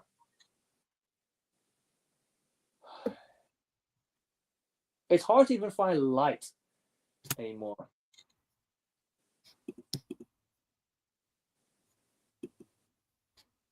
I mean, yeah. What is there to say? What record have we not broken? I mean, seriously, what record have we? Today, we're going to break a record for the first time in a decade, losing 3 Premier League games consecutively. Yep. We have not done that in the Premier League since Louis van Gaal. So, that's a shame. And unless we pull off an Aston Villa type game, we come back and win from 3-2 down like we did last year. Look, I will be honest. Even if we do that here, I don't have the optimism or enthusiasm. Why would I? What has this club offered me? You don't have to have the optimism or enthusiasm, man. It's just.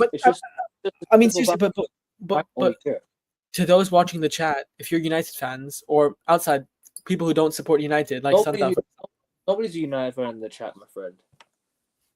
Will Amorim last to the end of the season? Well, look, no. I said this when he first came in. Don't ever make the manager comfortable. Everyone's saying give him 1 or 2 seasons. I'm not saying sack him. Far from it. But eventually, I want to be the best. And if you aspire to be the best, you must act like the best and improve. You think Real Madrid would allow a new manager to lose 5 of 7 games? They sacked Rafa Benitez with 15 games into the season. So, exactly. Nothing against Ruben Amorim. I think he's a talented manager. You know when he got sacked? Losing 4-0 to Barcelona at home. Exactly. And look, Oli got sacked, losing 4-1 away at Watford. Not even 5-0 against Liverpool. That was our biggest defeat against Liverpool at Old Trafford. We sacked Oli 3 games later. It's a joke. But you know, it's a joke. Worse of a football team, man. Just watching show every single week. Tired of it. Genuinely tired of it, bro. Mascherano is one of my favorite players, but the guy's getting absolutely cooked right now. It's just a joke, man. But you know, it's just I don't know. Will Amorim last the end of the season? For sure, he will, 100%. Because you've already seen Ineos crave or not even crave, sorry, cede to fan pressure. And I'm not saying sack him. Far from it, bro. You can't go. You can't. I mean, honestly, I'm gonna say something outlandish here. Ekvin, you and I both agreed Ten Hag should have been gone way longer than he was relieved of his role. Like, way longer. He should have been gone a year ago. But what was the point in sacking Erik Ten Hag if your new guy didn't even improve the situation a little bit? and there was no substantial improvement. So Ineos cutting costs again, as Monkey D. Luffy says. Yeah, I mean, man. Oh wow. because they don't have money. Qatar. I mean, look, Jim Radcliffe. Say what you want. All you Uh, man want it. you All you can, man that want it. You deserve this. You deserve this. That you want. yeah, but I mean, even that it was a business deal. It had nothing to do with competitiveness. It was just a commercial deal. They are going to generate a shit ton of profit. Kudos to Ineos. Oh Kudos my to god. Ineos because Almost. What the fuck, Qatar ain't coming back. bro? Yeah, This could be an absolute bloodbath if we're not careful. it's 3-0. This could be 6-0 Newcastle, bro. Is this 3-0, Akabin? It's 2-0. Okay. Still, 2-0. it's a corner to Newcastle and a set piece incoming. Um, Bro, this is the joke. yeah, I mean, if you're Qatar, actually, you know what? Sheikh It's their first Jassim, corner game as well. It's their first Sheikh corner. Jassim, Sheikh Jassim Al-Thani should probably buy some more teams because at this rate here, United have disrespected you. United have disrespected you. Their ownership has disrespected you. They didn't buy your offer that was far more beneficial to them financially. So they were clearly not trying to negotiate a deal with you, someone more powerful. So if you're Sheikh Jassim Al-Thani, there is resentment. Go on, buy some other club.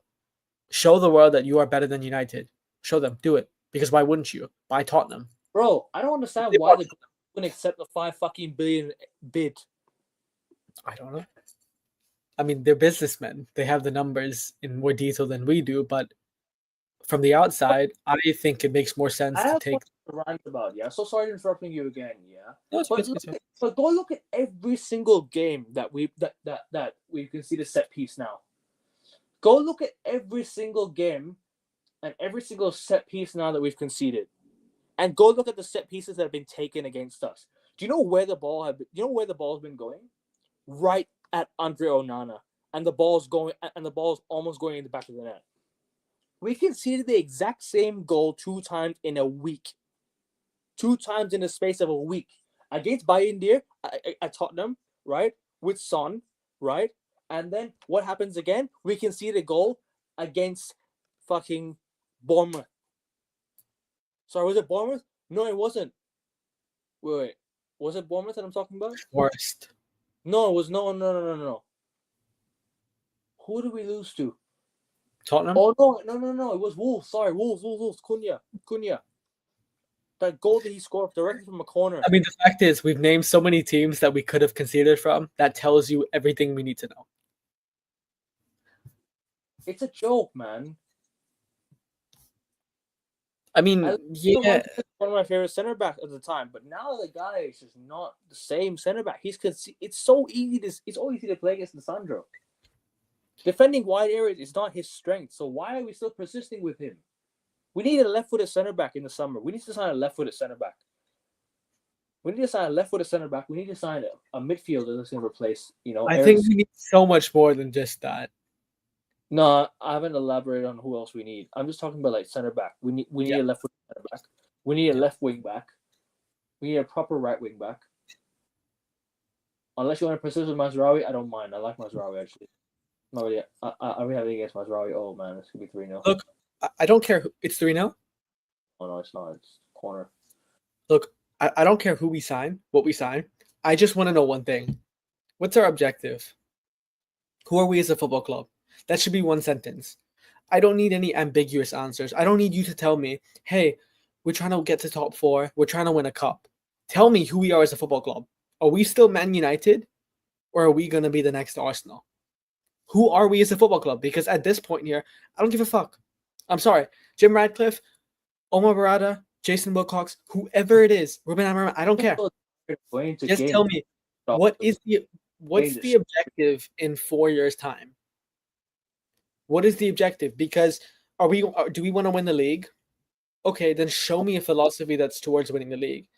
This, as a fan of the utmost standards, this kills me.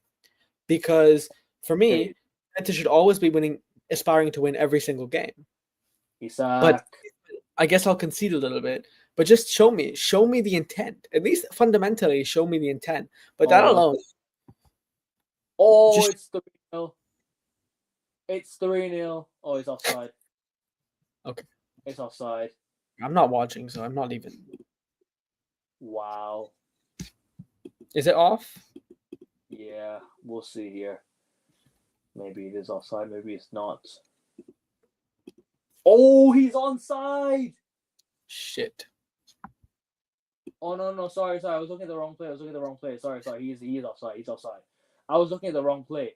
Isak was onside at first, and then he became offside. Shit. So we are still 2-0. Yeah. I was looking at the wrong play. Sorry about that. That's okay. All good. I thought he was offside. Man.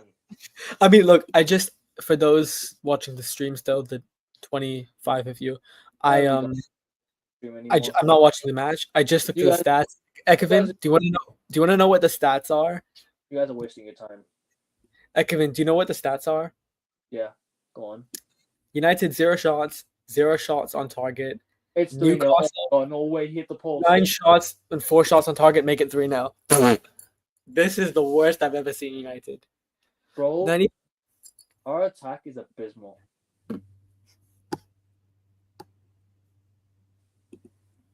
How did we beat Man City? Because they're just that shit.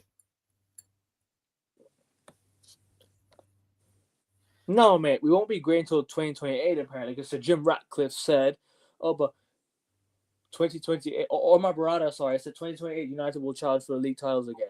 All right, so by 2028, you man are not challenging for the league, and all of you can fuck off. Those who said we'll challenge for the league in 2028, you man better fuck off as well then if you don't win the league by 2028, or at least challenge for the league in 2028. Because this is the joke, man. This what I'm watching right now is an absolute joke of a game. Seriously, like I'm just seeing like no progression, no sign of anything whatsoever. Newcastle could have easily been 3-0 up, 4-0 up. Yeah. What's the score, Ekevin? It's 2-0, but they hit the post. Xerxes coming off from Manu. Yeah, good sub to be fair. Xerxes been shit. He's been god awful to watch.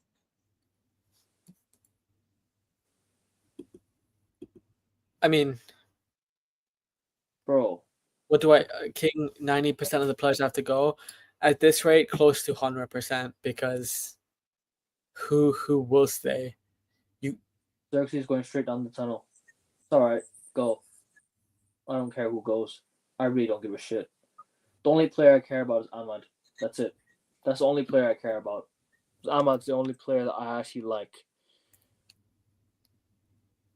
in the team right now. It's a blessing in disguise that I can't turn this game on. My platform is not working. I'm not going to stream it. Hoyland, please score. Oh my days, he's missed. Oh my god, man. Bro, how, man? He's offside anyway, I think. Don't know. How's that not gone in, Hoyland? That's a terrible shot, man. He's just put that past the post.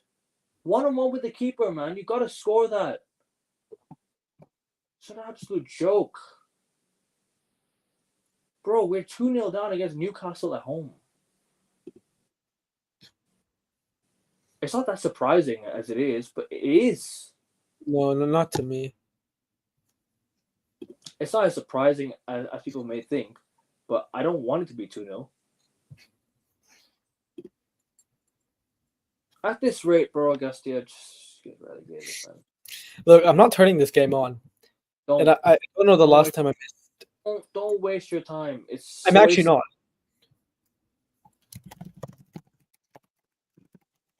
Saeed, you asked the question on your story. Yeah, am I gonna be let down today? Clearly, that shouldn't have even been a question, my friend. It shouldn't have even been a question. You have been let down again by United. It's not even a debate. Come on. How does Casemiro not have the armband, by the way? And Dalot can't control the fucking football. My bigger question is, how is a club that invested almost more money than any other club in the last 10 years be in a It's very relegation state? similar. I mean, logically, how the fuck does that happen? I mean, to me, that makes no sense. Financially, logically.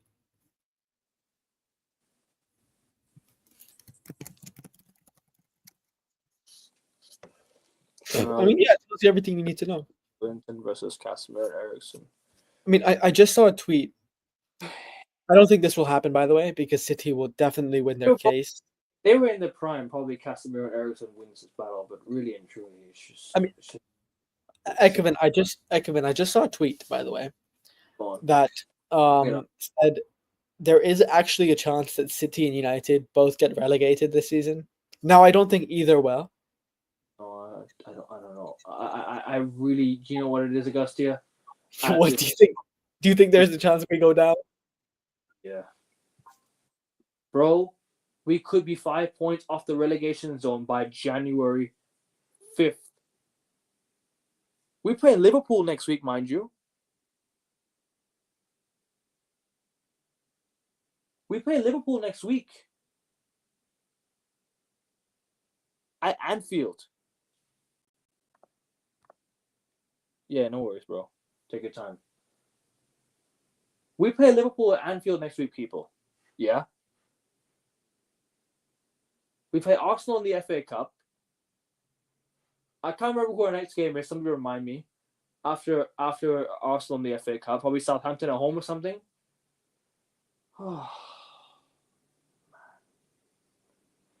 It's gone to the point where I just think that, you know what? I don't care who stays and who goes anymore.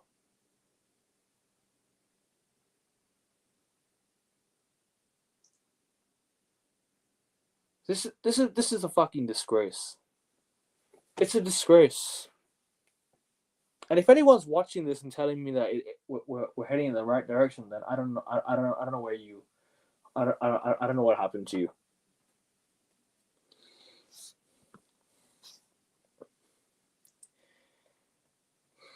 It wouldn't. Mediocre players. I agree completely. Obviously, you're not wrong at all. But imagine that Ruben Amorim got a summer to himself, whole summer to bring in his own players, bring in his own philosophy. By the summer, have a preseason to himself with the new squad. Fly out to preseason tour. Instead, we kept Erik ten Hag, and it's got much worse than what it is. He's having to inherit a squad from a manager who should have been sacked time ago. It's not even up for debate, my friend. It's not even up for debate.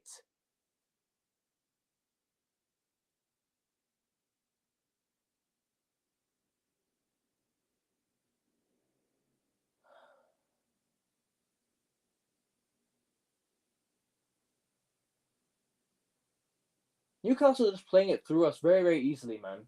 Very, very easily. They scored for 2 crosses.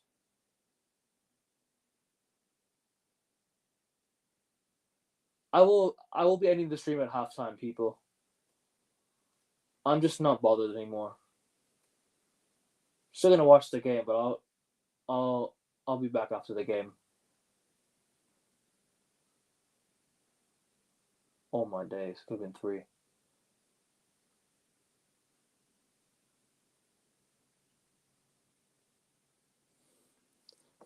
Even Pep will struggle with this team. Yeah, any manager would. Bro, even Fergie would struggle with this squad. Even Fergie would struggle with the squad. It's that bad.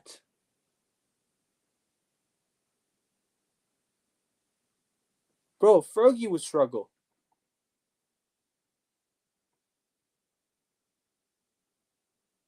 Wow.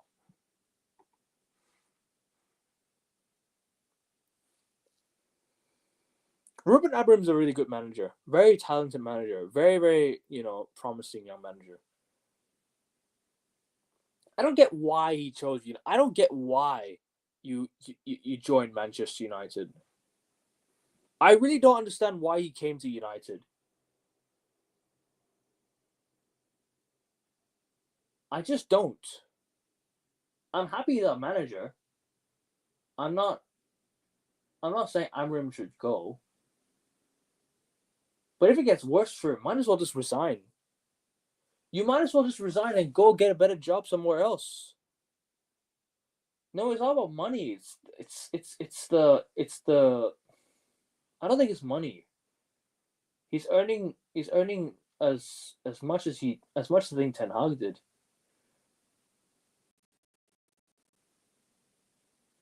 I'm not sure how much though, but at this rate, it's not money. I think it's just a simple idea. The fact that United fans are just easily conned into they're so easily conned into thinking that they can finish top four and everyone will be happy.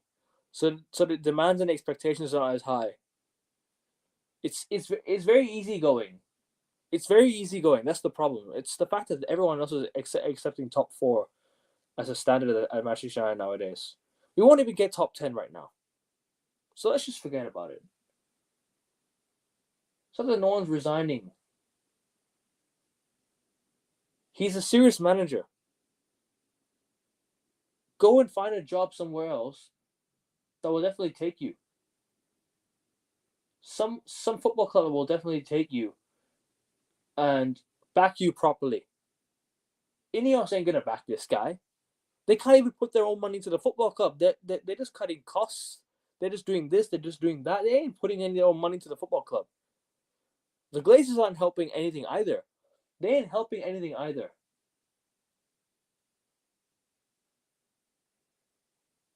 They're just as bad as the Glazers in Ineos, really. The Ineos mob are just as bad as the Glazers. They have not done anything to help. In a year, all they've done is just hire people, that so-called football people, Dan Ashworth, who should have been sacked a long time ago after he gave Eric Ten Hag that new contract. If you didn't agree with Dan Ashworth, why didn't you hold a meeting with him and actually discuss the plan rather than let him make the decision and you not agreeing with it? This is terrible, man. Terrible. And he's cutting costs in the wrong areas. I hear it, but he should be cutting costs in terms of certain players' contracts. Really, Bruno Fernandes should not be earning this much. Rashford earning way too much.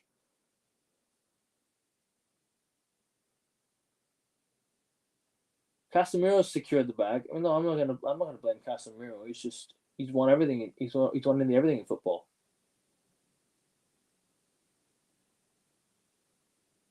Really and truly, very, very few players deserve to wear the United shirt in this team. Very, very few, and I can only name three. At the rate we're going, I can only name three players that really deserve to wear the United shirt. Other than that, like, no one else really deserves it.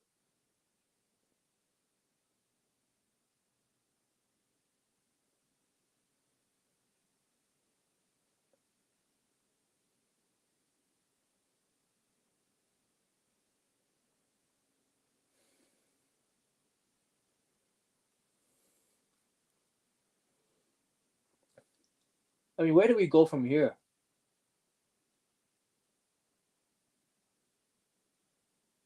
Somebody remind me about the table in the chat, please, because this is just a joke. Since Ruben Amorim came in, is this like what, our seventh loss now? Going to be our seventh loss? Or five?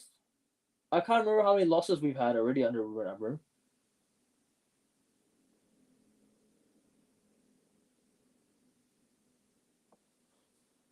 Still 14. How many losses have we had since he's taken over? Our first loss was to Arsenal, then Forest.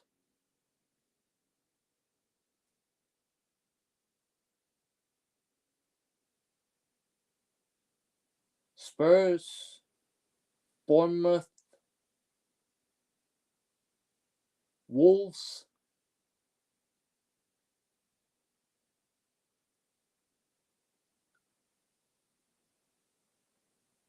And Newcastle, if we lose today, that's our 6th loss. That's our 6th loss under this manager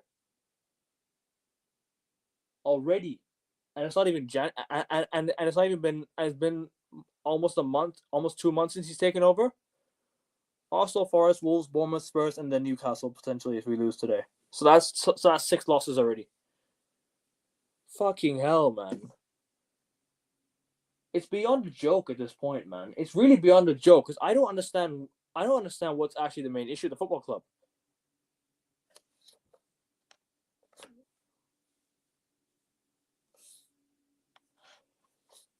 I don't understand.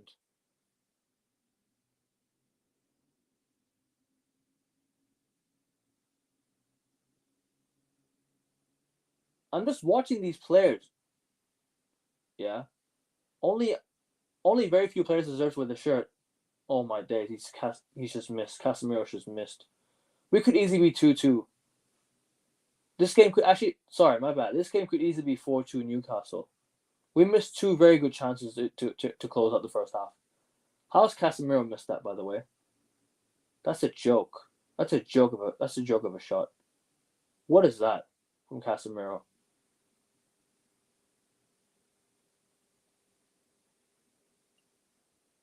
Wow. Terrible. It's sackable, but he's not going to get sacked. It's a sackable offense, but he's not going to get sacked. This fan base is way too easily conned. They get excited way too easily about shit that's not even happened yet. I mean, there's no style of play. Just looking at the players play, there's no one that can really play Amorim's style of play. Newcastle had 11 shots, and 4 of them were on target. I don't know. I can't even see how many shots we've had. Like what, 2 or 3 shots? I can't even tell. It's a joke.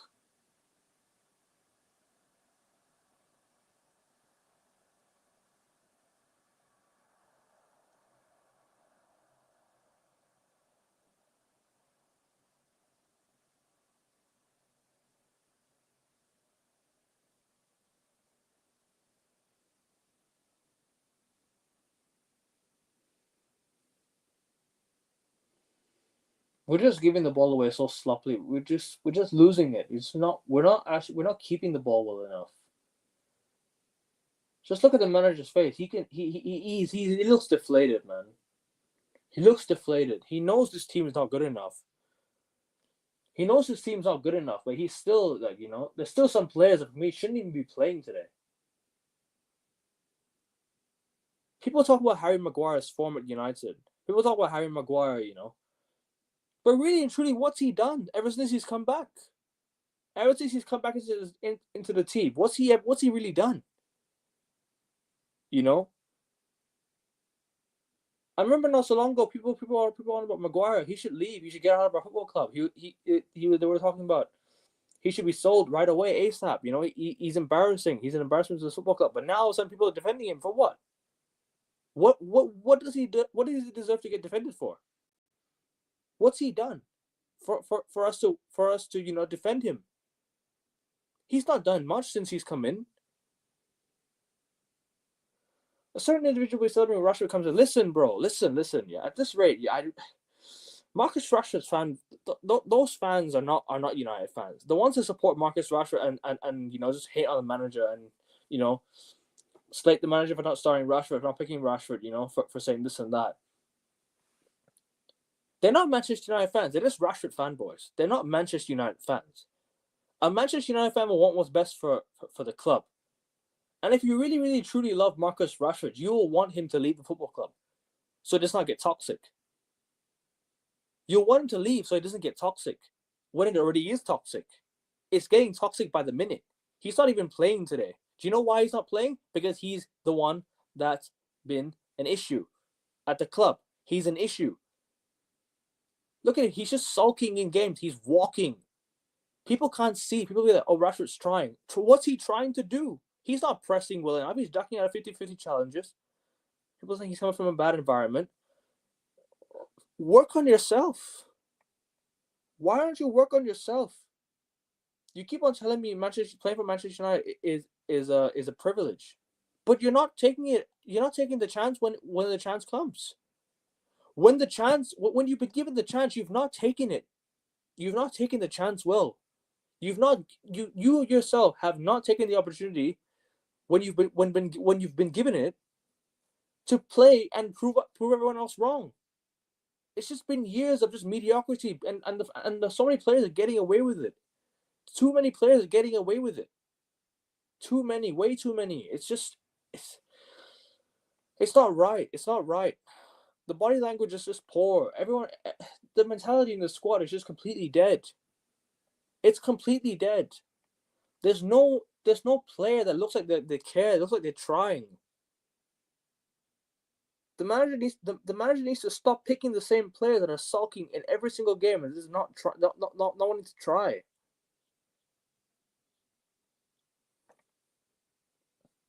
Picking Casemiro was the right move in terms of because Ugarte wasn't there. But I don't know, man. I really don't know. I don't know what to say anymore. I'm just so tired of this team. I'm just so tired of this, the way things are going on at United right now. I have no words to even I have no words to say. I really have no words to say. This is the worst I've ever seen Manchester United in my lifetime. In my lifetime, I think this is the worst group of players, the worst team, the worst set of, standards that I've ever seen Manchester United have. It's a joke. It's a joke.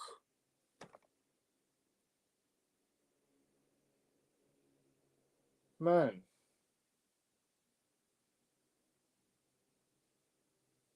Man City have had a terrible month and a half. Man City have had a terrible month and a half. United fans are out there trolling Man City's one win in 13 or 2 wins in 13 now. But we couldn't even capitalize. We couldn't even capitalize when it mattered. Whenever City lost, we also did the same. We couldn't capitalize ourselves. We couldn't capitalize ourselves to go above Man City. City are having one of the worst seasons in a while. And we can't even capitalize on that.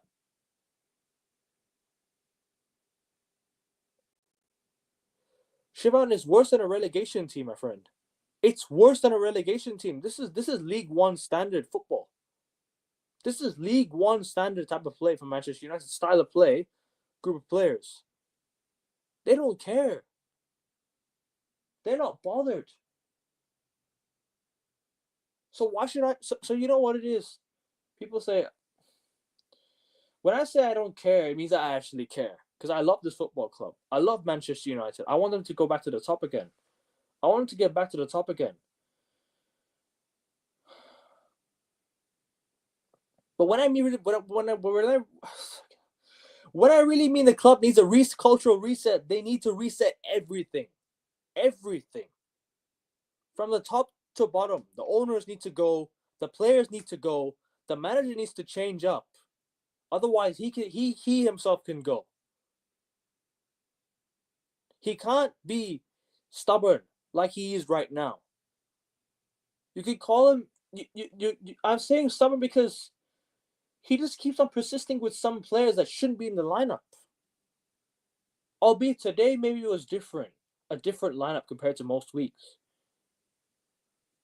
I'll tell you who shouldn't be in the team. Maguire should not be starting for Manchester United anymore. He shouldn't. He should not be starting for Manchester United in 2025. Next summer, we should hope to move him on. Move him on next summer. Rashford needs to go. Bruno Fernandes. People know my thoughts on Bruno Fernandes. I've told people about this guy for a long time. He's not been good enough, and he will never be good enough anymore. It's time to move him on. He's not good enough. Bruno Fernandes ain't good enough. The only players that really try, the only players that really care and want to be here looks like Amad Diallo, and that's about it, and Mazraoui. those are the only two players that really, if you actually look at it by their body language, apart from today's game, right, so far, their body language just suggests that they want to be here. They deserve to be here.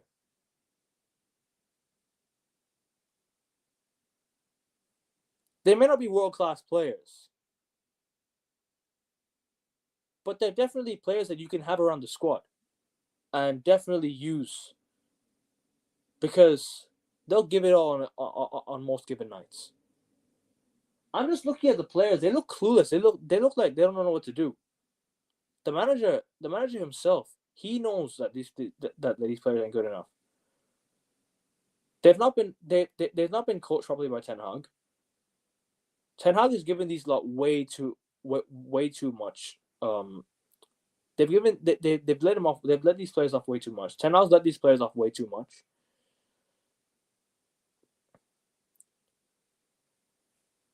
And really and truly, we've kind of thrown away another season. We've thrown away another season. We can just forget about the FA Cup.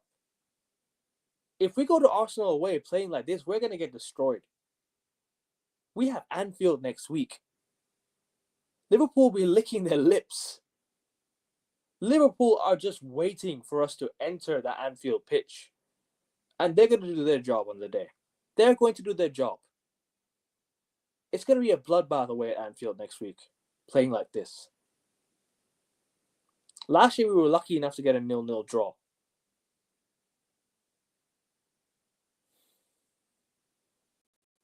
We're 14th with the 1st of December being tomorrow. The 1st of December is tomorrow. 20 goals conceded in 11 games with Ruben Amorim.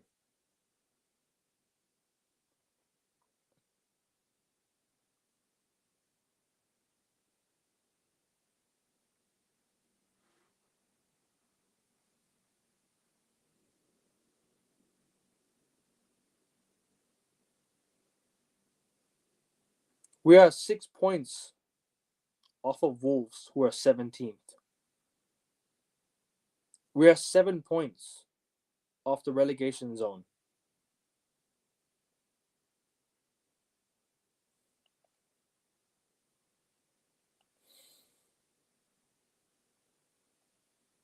It's an absolute joke.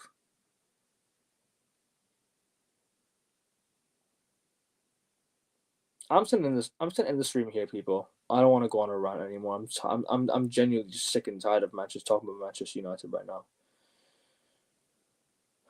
I'll be back later for the NBA talk, NBA stream, because that's gonna be the final NBA stream for 2024. And yeah, that's about it, people. You want to see more United talk, United rants? If you want to hop on my channel, let me know. My Twitter is at Akoven7 or at ANSports7. Yeah, that's it really. I don't really have much to say, people. Glazers out, Ineos out. Fuck Man United. Laters.